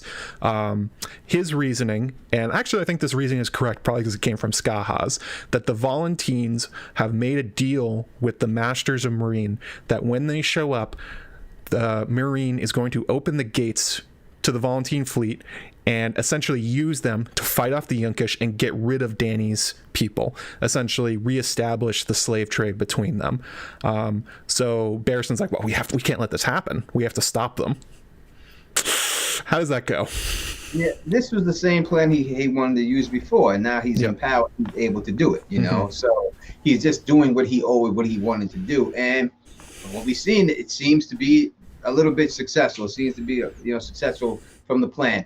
And I think that's what Barristan is good at when it comes to fighting battles, when it comes to doing things like that, attacking people and killing people. That's what he's good. He gets those things right. But when it comes to all the other political things, he truly doesn't know how to play that and doesn't do a good job when playing it. So I think it was a smart plan. You can't just sit back and allow them to lob dead bodies into your face and you're going to die from the inside out. You have to go on the aggressive. Be aggressive as in a situation. It's kind of like if you're surrounded by a bunch of people or something like that, and there's one leader there, and if you can knock that leader out, that the other people will just fold. that's his attempt. That's what he's hoping that will happen. That if he can just go out there and scare these people and get them, knock them out, that he'll be able to seize them and take the advantage. And it seems that the plan is pretty much successful. It's a plan that works on exactly one front: stopping the Yunkish, stopping the trebuchets. It doesn't do anything about the Volantene fleet. It doesn't do anything about the Masters and the Harpy, because just defeating the Yunkish does not stop the Volantene fleet from sacking your city when they open the doors for them. So it solves one problem. It doesn't do much for the other, and that's kind of all Barristan really thinks he can do. He's kind of just hoping Drogon and Dany will show back up, and the dragon power will essentially right things for him. That's a bad plan, but it's the only one he's got. Like you said, it's literally his only plan. He's a hammer and everything's a nail, so he's going to lead a charge. It's going to be epic. But, you know, even if he wins, this might be sort of like a Robb Stark situation where, yes, he won every battle, but lost the war. And Barisan may be going just in that same way. Like, what will Dany think when she comes back? Like, not only that, we also know that there's Dothraki hordes on the way, that the Yunkish have called in reinforcements from the Dothraki Sea. So Barisan's essentially going to try and fight off one army while two more are bearing down on him. And also he's outside the city. Not sure about that one. Look at who he's got fighting with him. I mean, he's got this one person's got a snake around the neck, and I mean, what's that supposed to do? I don't understand.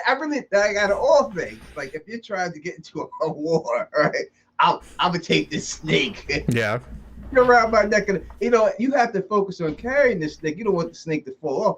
What is that supposed to? Unless you're going to throw the snake at someone and wrap them up like Jake the Snake Roberts used to do. Oh, yeah.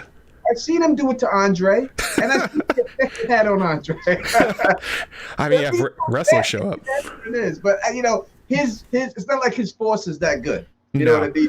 He's probably sitting back there saying, all right, look who I got fighting with me. This is the only chance we got. We got to buy time for Daenerys to come back. This is, if we just sitting here by the time she gets back, we're all going to be dead anyway.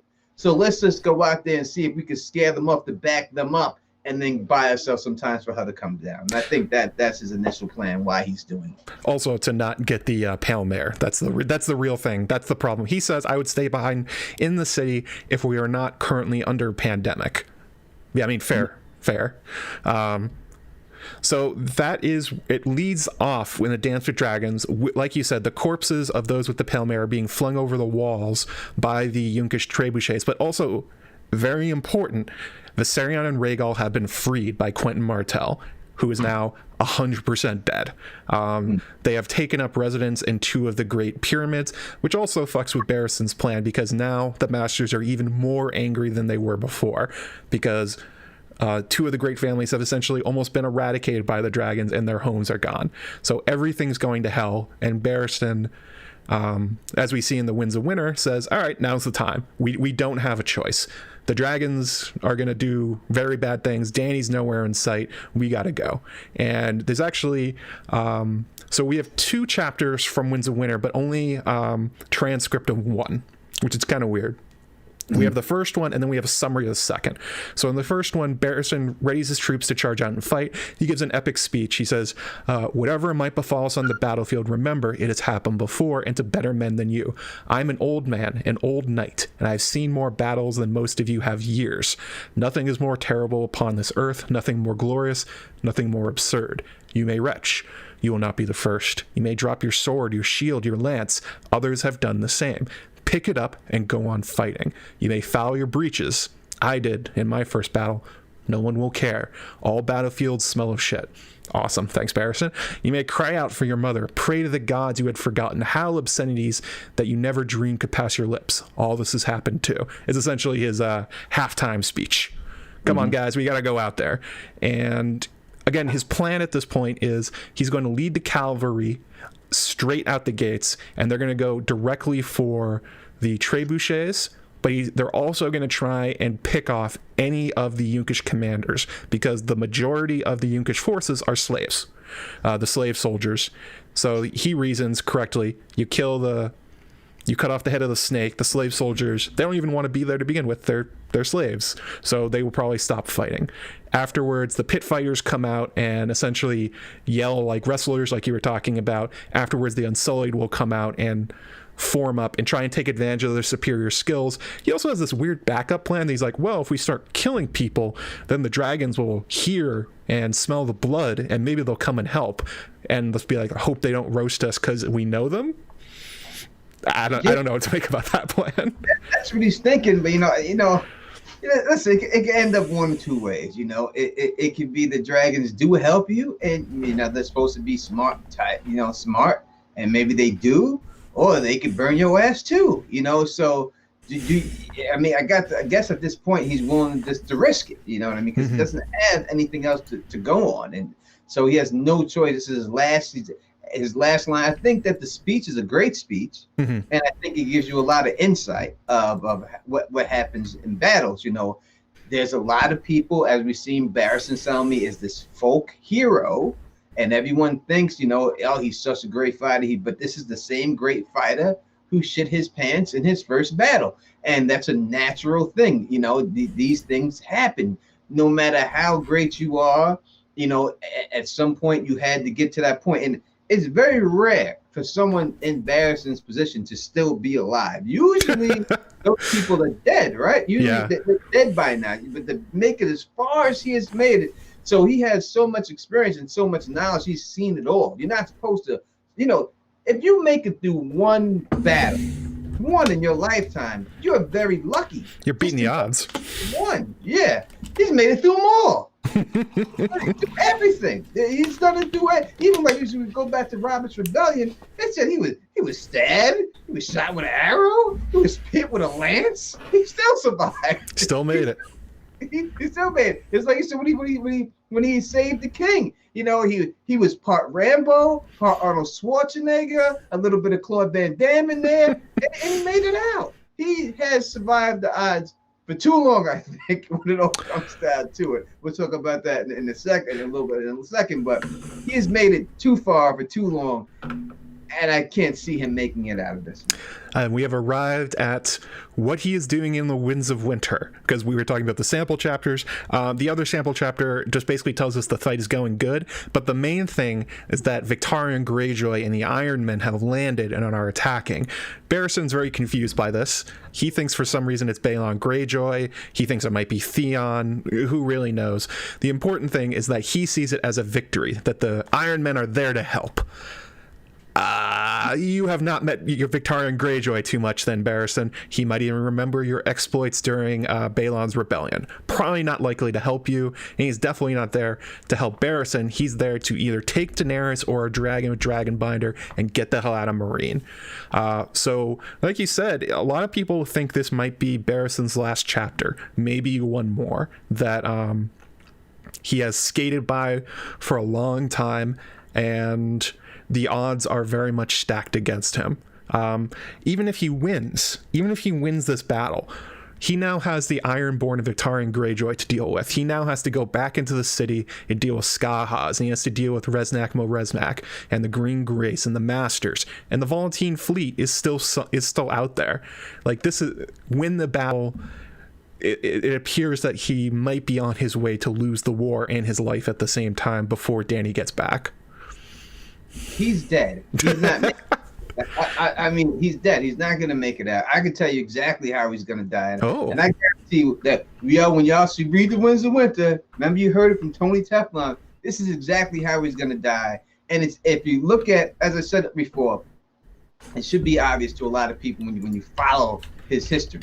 When you look at Barristan Selmy, he's known for a couple of things. That's one-on-one fighting and jousting and stuff like that. And when I've met many boxers, I'm friends with a lot of professional boxers. So when they get older, like even if you see Mike Tyson, you may have seen Mike Tyson 50 years old doing his sparring stuff, and he looks real good, looks in shape. Listen, he looks great, but if he goes out there and he fights one of these young heavyweights, Mike Tyson will get knocked out. And the reason why is this, and this is what they all told me. They said that when you reach a certain age, your mind knows what to do, but you're just 2 seconds slower in doing it. So you just can't pull the trigger fast enough. So they say they describe it as you could see the door, but you just can't walk through it. this is what's going to happen to Barristan Selmy when he runs into Victorian Greyjoy, because Victorian Greyjoy is looking for a big name. It's all he wanted to fight a big name. He's begged. He's always trying to fight someone. He wants a name on his ledger to fight. And I think that's what's going to happen. You look at the people he's melees, the monstrous, and all the people that he's defeated one-on-one. If he was younger, he would beat Victorian Greyjoy. But the fact that he's older, he's going to die at the hands of Victorian Greyjoy. That's how he's going to go out. He's going to go out in a one-on-one fight like we've seen. He's been successful in all these other fights, but he will not be successful in this last fight. He will die at the hands of Victorian Greyjoy. Quote the Don, we pull the strings. Yeah, it makes sense, and especially because Berenstain is likely, he already trusts the Ironborn for some reason. He's like, he mentions like the hammer and the anvil. We have them. It's like, your anvil's Victorian goddamn Greyjoy, who has no, like, people in the story, Barristan himself and other people are like, boy, Barristan does not have a lot going on upstairs. Victorian has nothing. George has called him dumb as a stump. He sees, like he said, he sees Barry, he's going right for him. Although the one thing that gives me pause about him dying in this initial attack is that Dany isn't there. And I think that he probably won't die until he sees Dany. Just from George's perspective, that is the emotional weight that it would have. Like, Dany comes back and just hears that Barristan is dead. Oh, that sucks. But if she comes back and sees him wounded and maybe on his last legs, kind of like Quentin, that could be how it would go out. It could be a situation where he doesn't get killed initially, right at that particular point. Like, Dany does come back. And then Victorian's like, I'm taking Dany's coming with me. Yeah. And he's over my dead body, and he pulls his sword out. And Victoria, he's with the one-on-one fight. Also undead. He'd be like, yep, you want to fight me? Oh, man, let's go. And the advantages that he had fighting, when you seen him, like when he fought Karaz, or whatever his name, Kraz, I think. He didn't have any armor on, right? Yeah. And if he did have armor on, or knew how to fight someone with armor, he probably would have beat him. But it's the fact that he didn't have armor on. Victorian Greyjoy is coming armored up. Yeah. He knows how to fight with armor. He's not going to be afraid, and he is dying to put a name on his ledger. He has no big names, and he's dying. He wanted to fight Robert. He wants to fight someone so he can have a name on his ledger. His name is going to be Barristan Selmy. Usually, if you watch boxing or anything, or even UFC fights, when you see the big stars, they usually don't lose to the other big stars. They usually lose to people who aren't as good as them. Like George St. Pierre lost to Matt the Terracera. Who the hell is Matt the Terracera? You know what I mean? But that's who his first loss was. Julio Jorge Chavez, undefeated. Who did he lose to? Randall Bailey, the surgeon. That guy didn't do anything. He never beat anyone after that. That's the way it usually happens. Usually you don't lose to the superstars. And I don't think Victorian Greyjoy, it's on the level Barristan ever one-on-one. Nope. At his age right now, I think he's got enough skill to take him out. I think that's definitely something that George will be playing with. I mean, the inclusion of Victorian, and also whatever's going on with Dragonbinder seems a little weird. Whatever's going to happen, it's not what Barristan wants. I think that's pretty clear. I want to introduce, though, a counter theory, one written by Jeff, aka Brendan Beefish from the Notcast podcast. Although I'm not sure if he came up with this, but this is where I read it first. It's from his Blood of the Conqueror series, and he titles it, hang on, let me scroll up because it's a long one, because Jeff is long-winded, as he always is, The Turncloak. And he pulls out a very interesting idea that Barristan is extremely afraid of serving another Ares. He's extremely afraid of serving someone that he thinks is immoral. And the gist of the theory is that Dany's change during the Dothraki Sea, her embracing the fire and blood, her ideas that dragons plant no trees, she's not coming back the same person. She's coming back her goals have changed, what she wants has changed. Maybe her willingness to unleash Drogon on people has changed. In the show, this came through with her saying she's going to burn down Yunkai. Okay, sure, that's their interpretation of that, but I don't think that's far off, that she's going to come back a more driven and different person. And whether or not she's quote-unquote mad is not really the point. The point is that Barristan sees Aerys everywhere. And Aerys in particular has a huge love for Rhaegar Targaryen. Now, what happens if Barisan survives the Battle of Fire? He sees Dany doing things that he thinks are too Aerys-like, and he learns about the supposed son of Rhaegar, young Griff, aka Aegon, in the Seven Kingdoms. Would he, as he has been internally thinking about, would he leave Dany if he thinks that she has lost her way, if she's becoming the Mad Queen? What do you think about that one? I think that it's a solid theory. I can understand why he would think that would happen. The fact that we don't have the young Griff in the show, so we can't really look towards the show in it. But I will say, I don't like to put the show in it. If he was going to do some type of maneuver, you know, whether turn his cloak on Dany or do something like that, I think they would probably have somehow shoehorned that into the show. Obviously, I don't believe he's going to die at the hands of the Harpies or anything. You know, that's not going to happen. It's not going to be like that. No, that was crazy.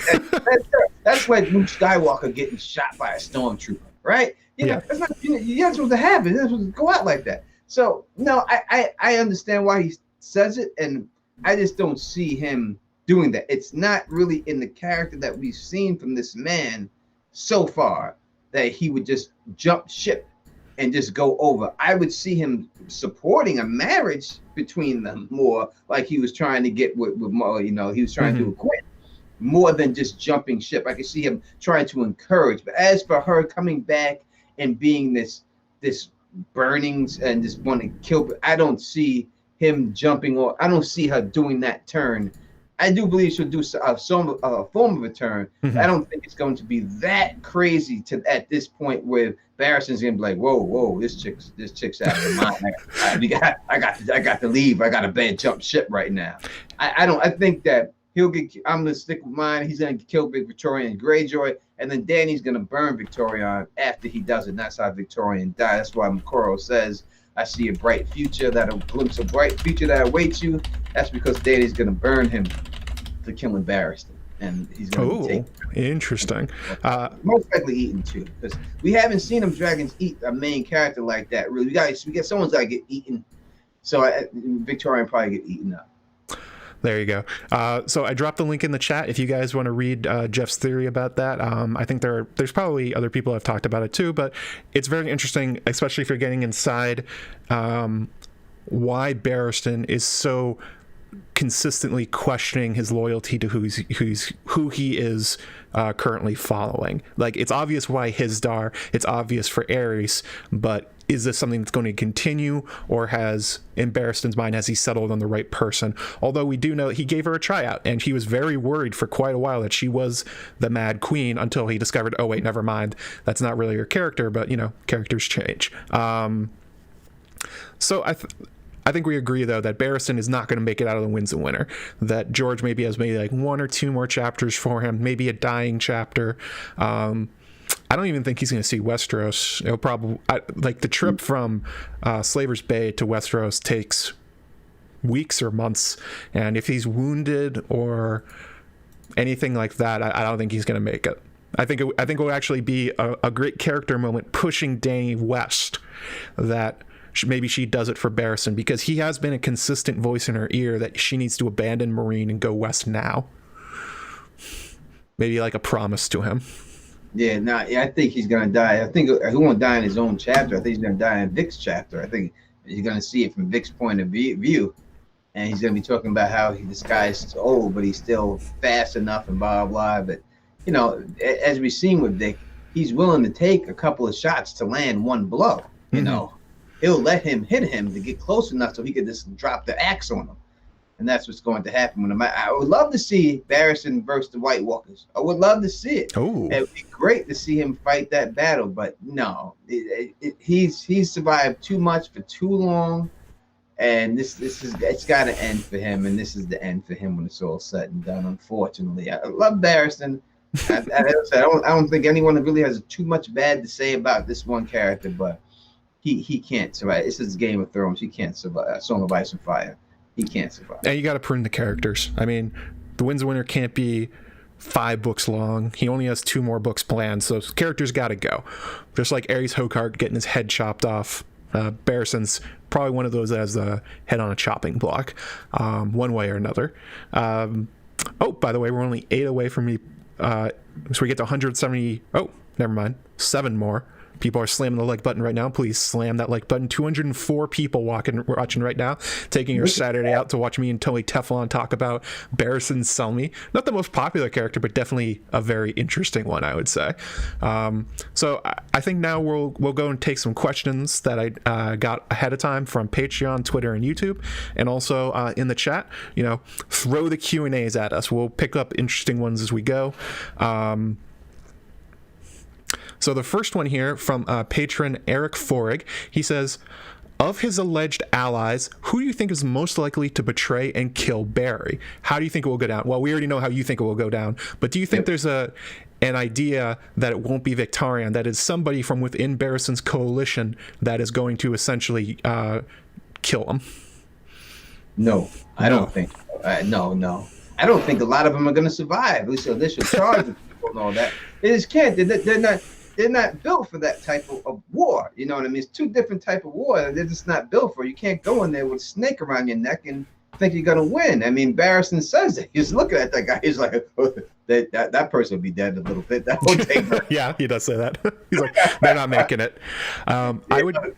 I would guess that the Green Grace would be the most likely of his current allies to turn on him. Oh, yeah. I'm thinking battle-wise. Battle-wise. I don't think anybody in the battle is likely to try and kill him. But those left behind in Marine, I think the Green Grace is at the top of the list. Maybe Skahaz. Skahaz is using Barristan. He doesn't want him. Skahaz wants to take over Marine as the Shave Pate and essentially return it to the Freemen. Barristan doesn't have a role in that. Also, we hit the likes, so here we go. The new Germ hat with the turtle pin on it. The bright green turtle pin. There we go. One that actually fits my head this time. Because the other one is way too small and I have a giant fucking head. That's how that goes. Turns out you can just buy this on Amazon for $20. Because, you know, why not play dress up? Another one from, let's see here.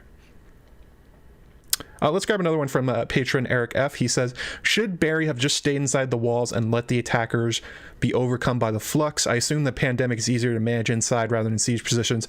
No, I disagree. I think he is right that you cannot sit inside Marine while the Pale Mare is running. That is a way to make sure that the one advantage you have, which is the Unsullied, ends up catching it and dying. You can't let that happen. You got to use them. Yeah, I'm with you 100%. Yeah, the best defense is offense in this particular time. You know what I mean? And you have to go out there and attack. You can't just sit there and let all your people get infected. We don't know if they have any masks back then. I don't think so. And if they did, if people weren't willing to wear them now, they probably weren't willing to wear them back then either. So I just don't think it will work. They didn't even know what germs were. So no, I don't think it will work at all. I think you have to get from underneath that. You have to just get out there and seize it. And it said you got to scare these people. If you can scare people the right way, they will retreat. And it seems like, you know, in the sample chapter that the person took down, seems that's exactly what happens. That people just start, you know, hitting into each other and ramming into each other. And you know, you can't come out there and bunch stilts and you know the parents. Yeah. Oh my God. In the war, it doesn't work. That's only in the movies. You're gonna get chopped right there. Barisan's right. That's their advantage. They got to use it. Question from the chat. Joshua Huffman says, who from Bravos is near Dany? Is it possible they don't have anyone near her? Is it Masande? So this is the Masande Faceless Man theory. You ever heard this one? I have not. Please let me hear it now. So a lot of people have noticed that Masande is extremely clever for an 11-year-old and that she seems to know everything. It's actually bore out in these Barisan chapters that she's more or less the spy master within the pyramid. She knows everything before it happens. She knows tons of languages, and people have wondered if Masande is actually a faceless man who is there watching Dany much in the same way that Barristan was watching her, trying to judge, is this the return of the Freehold, or is this a different kind of Targaryen dynasty? I'm gonna say no. I'm gonna say no. I think, I've heard everyone was a faceless man. Yeah, I've heard everybody. I know people. It's like I've heard everyone's a Targaryen. I know people want. No. I just don't think so. No, I think that she's just a girl that knows all these languages. I mean, it's possible when you have a certain, I'm not going to call it idiot savant because she's not an idiot, but when you have people who have abilities like that can master. I'll say this: my daughter, she is 15 years old. All right, she speaks 4 languages at 15. There you go. All right, it's possible. And she taught it all herself. No one taught her. She didn't go to school to learn it or anything else. She taught it all herself. She just got books on YouTube and Rosetta Stones, and now she speaks all these languages. And then she's telling me that she wants to learn up to 20. She just has the capability to hold these in her head for whatever reason. I couldn't do it, but she's able to do it. So I just think that certain people have certain abilities to do things. Yes, characters don't have to have magical reasons for why they're good at things. There's no magical reason why Barristan's a great swordsman, or why he's an amazing jouster, or why he's an action hero. That's just his character. Same for Missandei. She's just an impressive person, I would say. Although, fun theory, I do like the idea that the Faceless Men are watching Dany. They would definitely be interested in the return of the dragons. So I think that's basically where that theory comes from. People going like, so why aren't the Faceless Men paying attention? Well, maybe they are, but it's probably not through Missandei. There's a lot of fun theories. I love every theory that anyone comes up with. I love them all because everything is worth, anything to keep everything alive and just to make you think a little bit more is great. So it's a great theory. I understand why people would think it, but when looking at the actual story itself, I just don't think it's that much faceless. I think it's kind of like, I call it the Boba Fett effect. You know what I mean? That everyone loved Boba Fett in Star Wars because of his armor when he first came out, but he really was just meant to be a small character. But he got so popular in the fandom that, and George had killed him off. They had to find a way to bring this man back in all these other movies because people just loved his character so much. I think you get that a lot in this fandom, that people just, the Faceless Men, and so in love with them. They want to see so much more of them. They want to put them in other situations that they're not in. Yeah.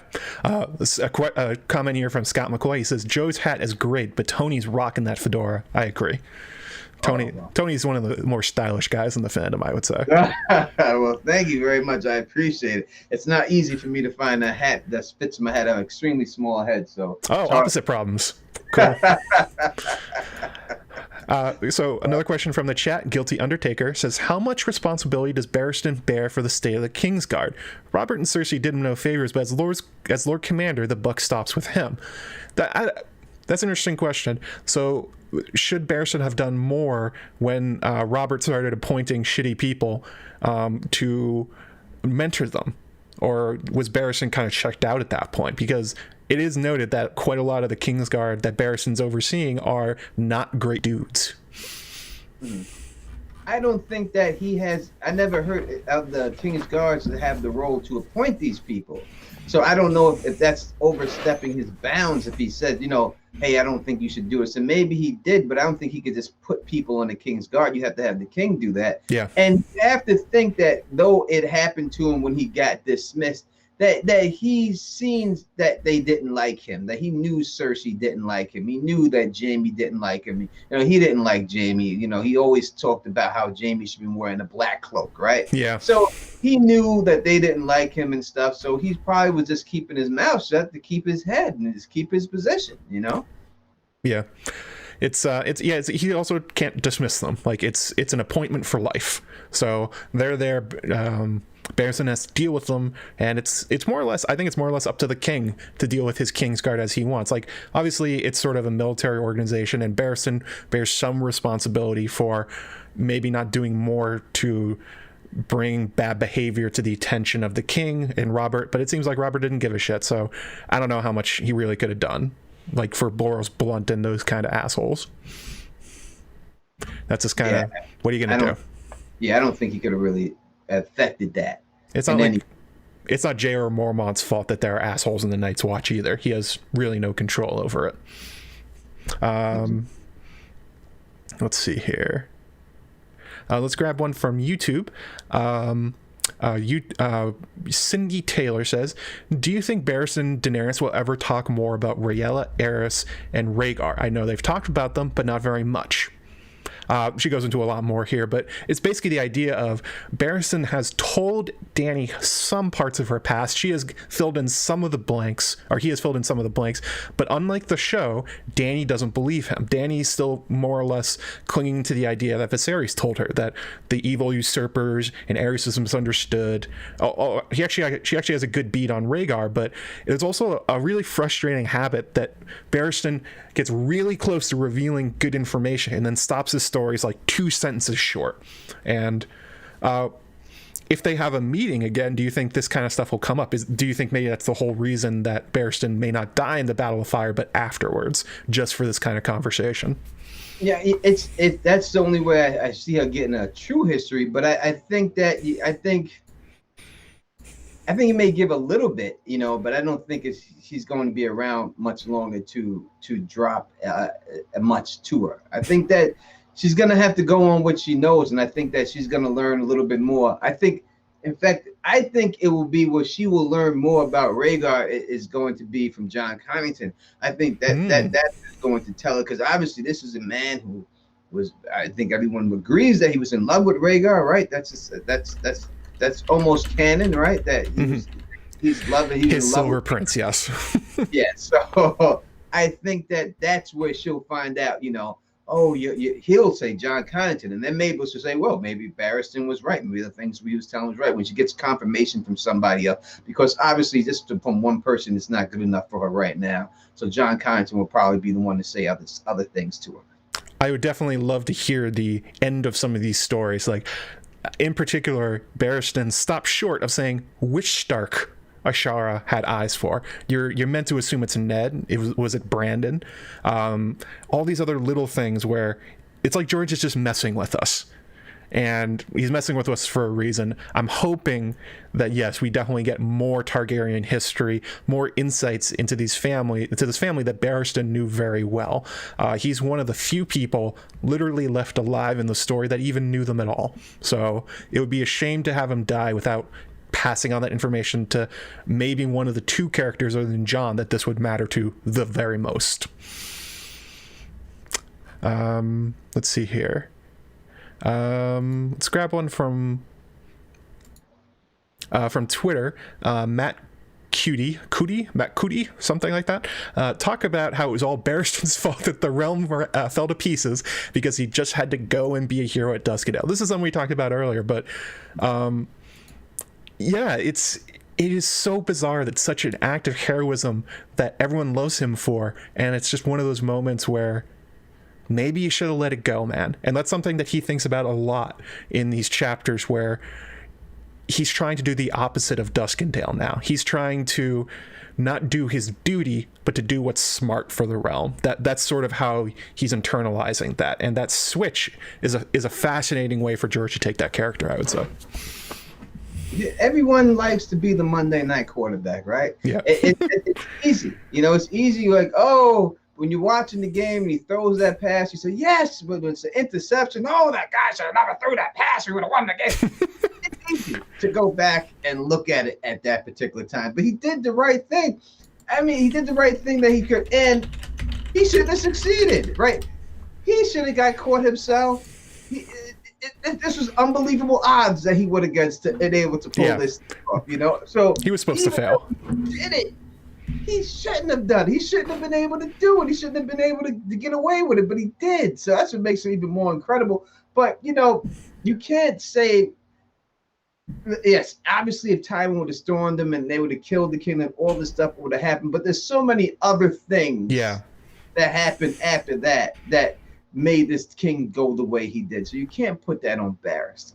Definitely. I also want to note that In Deep Geek is in the chat. People have been asking about the video you guys have going live in just a couple minutes. It's pre-recorded about the Children of the Forest. We were supposed to be done, but we had technical problems, so sorry about that. We'll be going a little bit longer till about 4:20ish, because that's We started about 20 minutes late. If you guys want to drop links in the chat, check it out afterwards. I'm sure it will be a great video because I know you have many opinions about the Children of the Forest and exactly how evil they are. They're very evil. They're little tree humpers, peeping toms, and you know that's what they do. They're just peeping tom, tree humpers. And I go into all that with Robert. Thank Robert for having me on the channel in order to talk about that. He's doing it for a great charity too. So definitely check out that video when it does premiere and everything else. So and if you can support the cause that he's got out there, donate a couple of dollars. It's really for a good cause. So yeah, I really had a great time doing it. And when I'm done here, I'm going to go and I'm going to watch that. I'll be in the chat, and I'll be more active in the chat than I am. I got to keep up with Joe, you know. Yeah. I got to keep up with Joe, so I can't be in the chat all the time like I normally am. So I apologize to people who wanted to see me in the chat more. I just talk so fast. Yeah, again, sorry, Robert, our fault. Audio problems. Didn't mean to do that. Well, no, both of ours. It's okay. My channel is supposed to work correctly. So let's grab another. Let's see if we can grab something from the chat. See if anybody dropped a good question.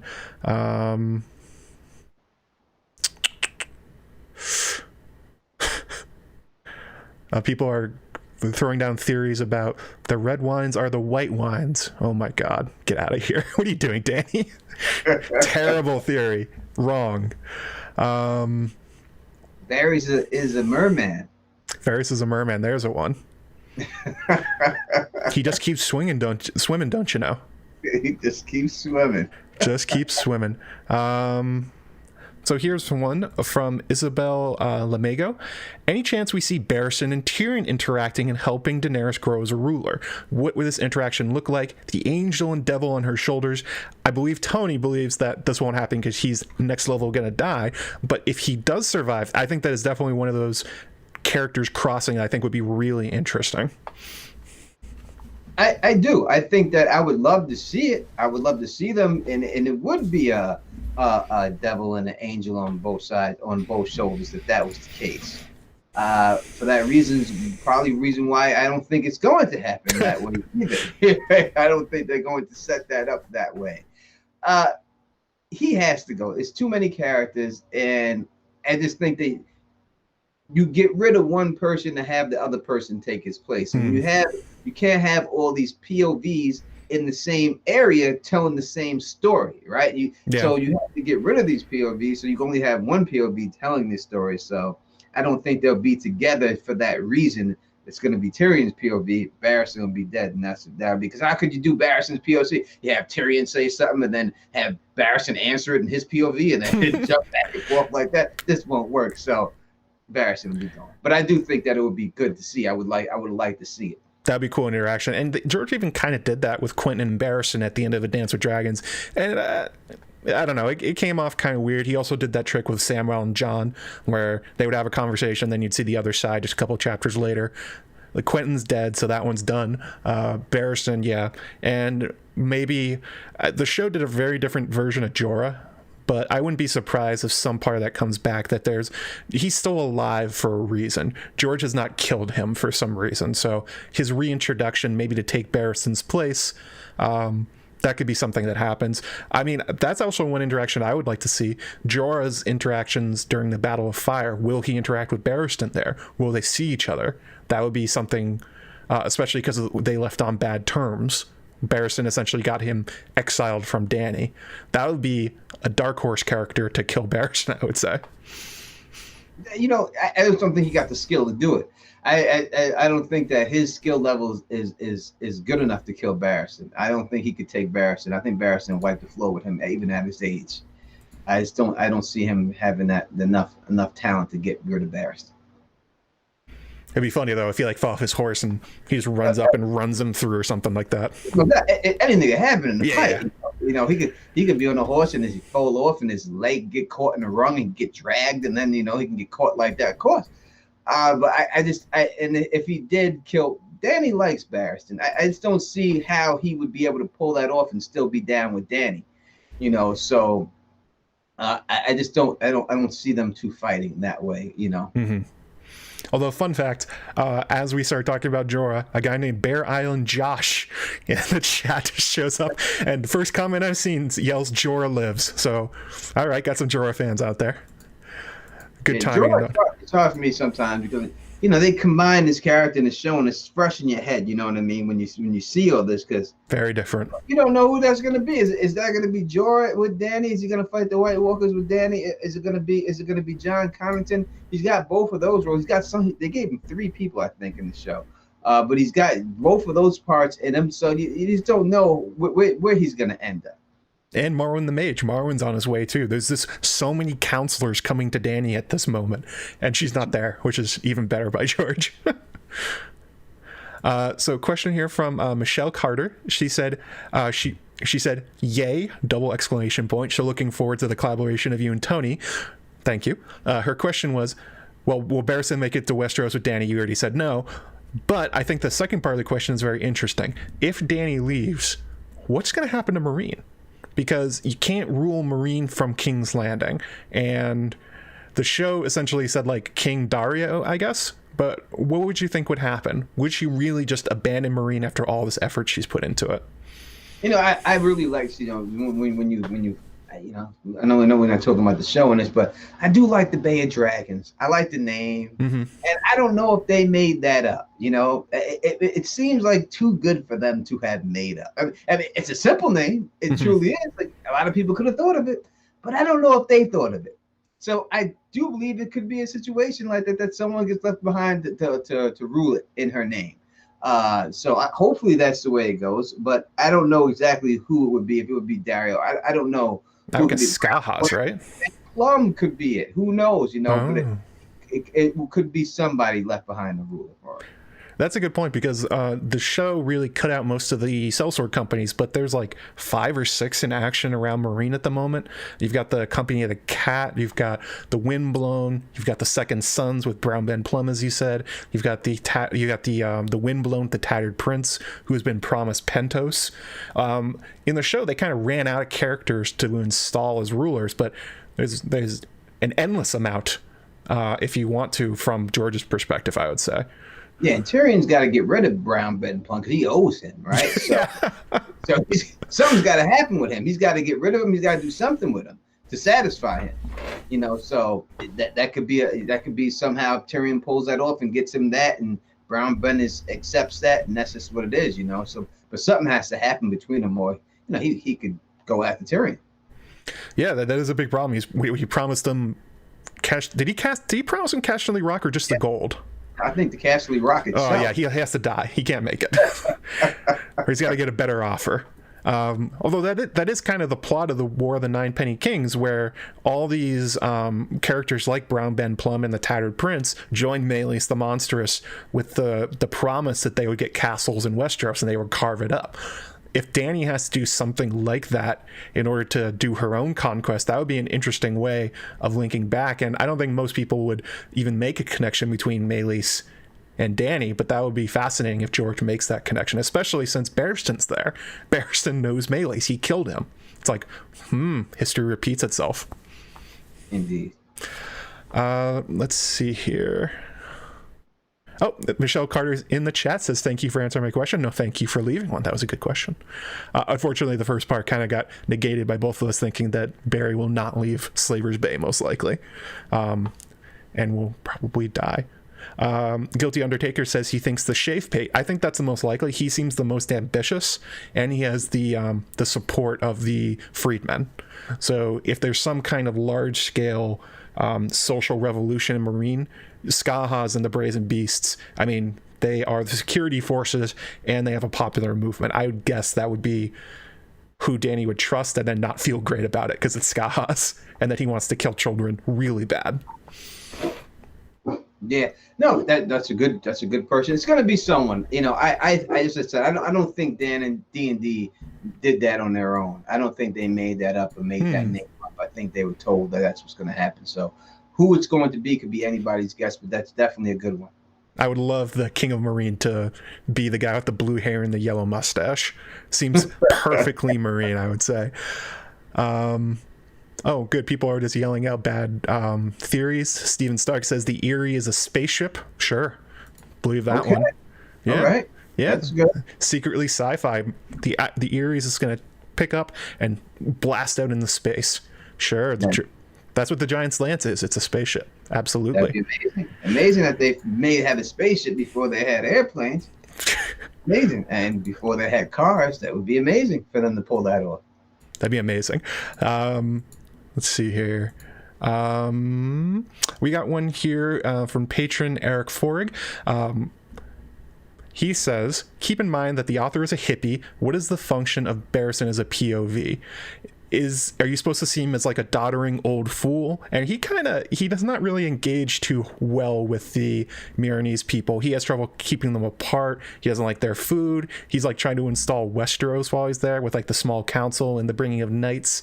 Or is he supposed to be more like a sympathetic warrior who has been betrayed by politicians over and over again? What do you think is the purpose of Barristan Selmy as a POV?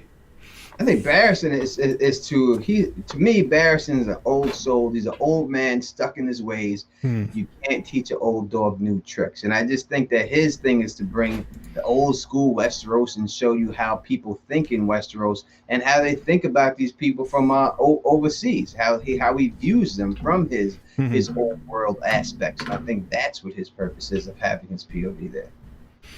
And also, he's kind of a classic POV for George in the sense that he does not like to give very smart characters or characters who really understand the situation your viewpoint, because it allows him to hide things behind him. Barristan, in particular, says over and over again in his head, like, I don't understand what's going on. This is beyond me. I'm not much for this stuff. But it's clearly there.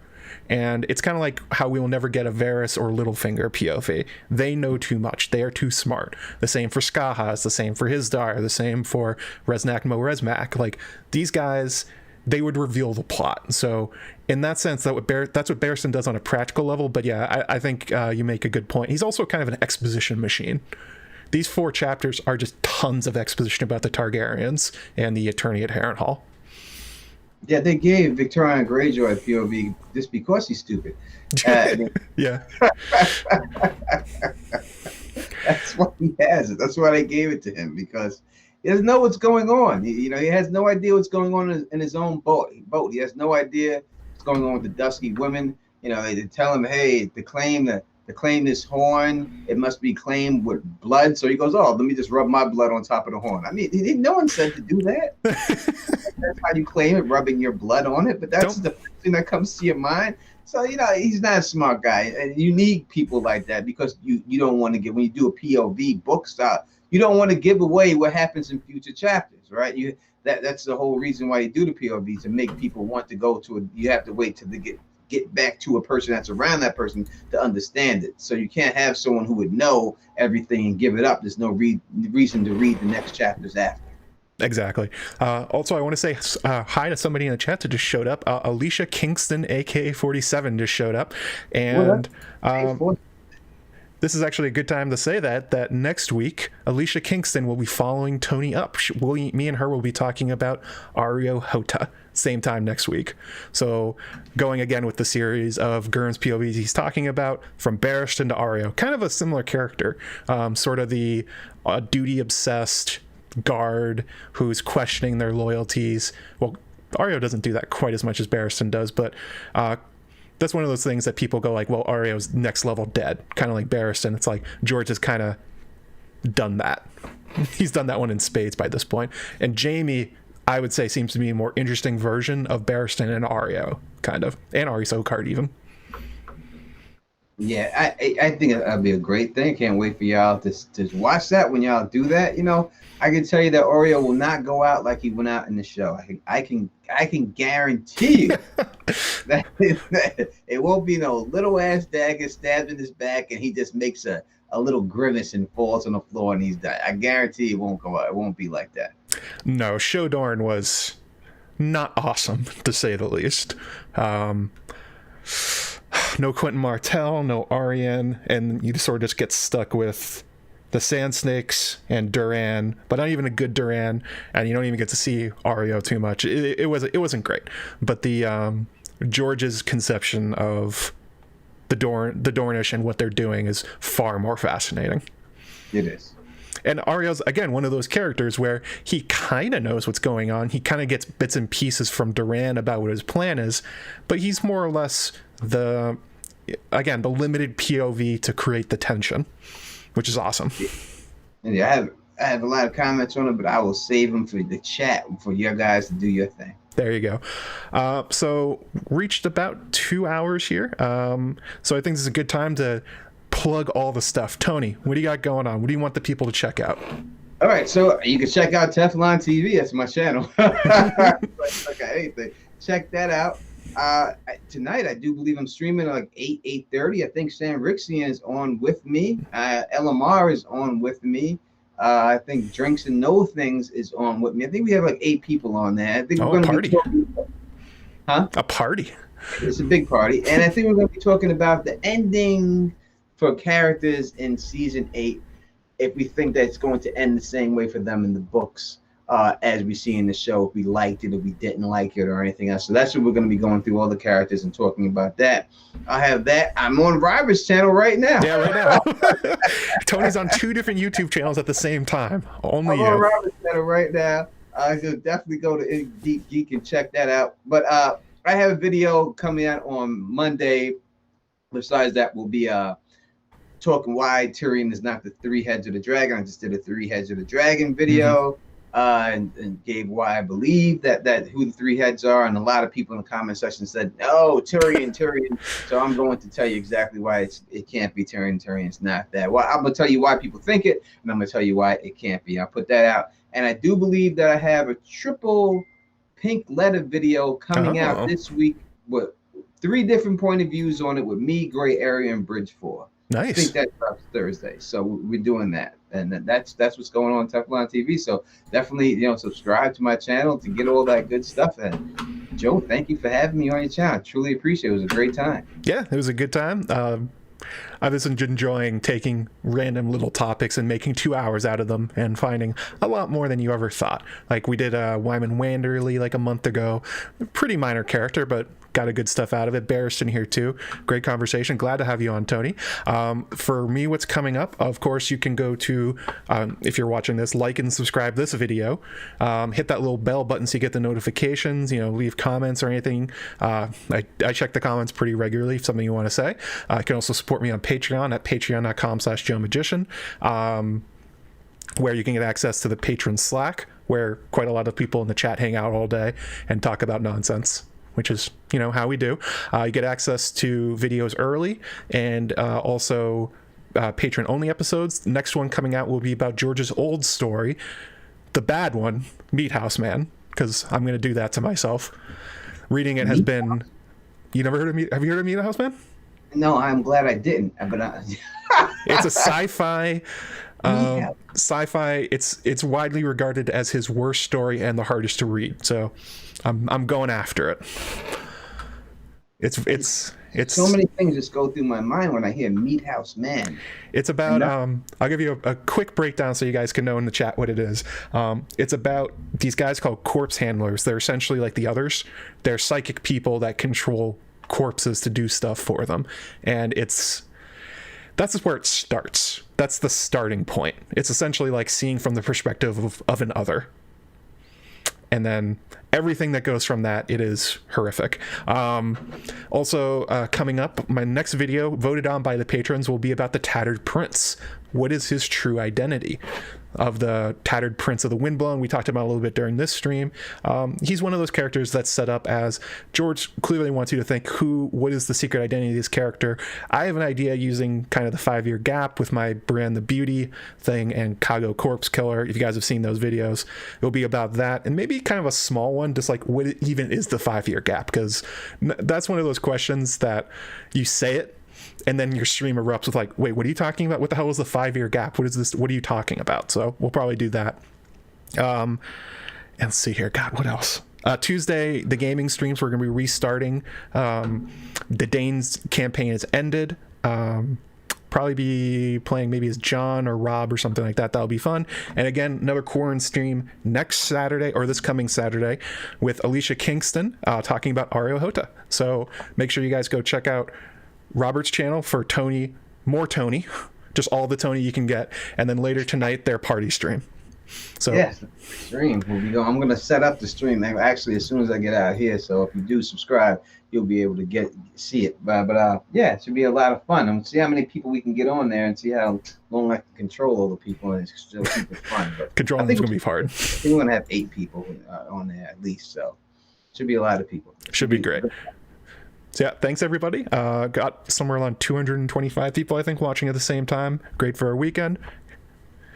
I know there's a tropical storm ripping through the U.S. right now, so stay indoors and stay safe and all that stuff. And I'll see you Tuesday or Saturday. Goodbye.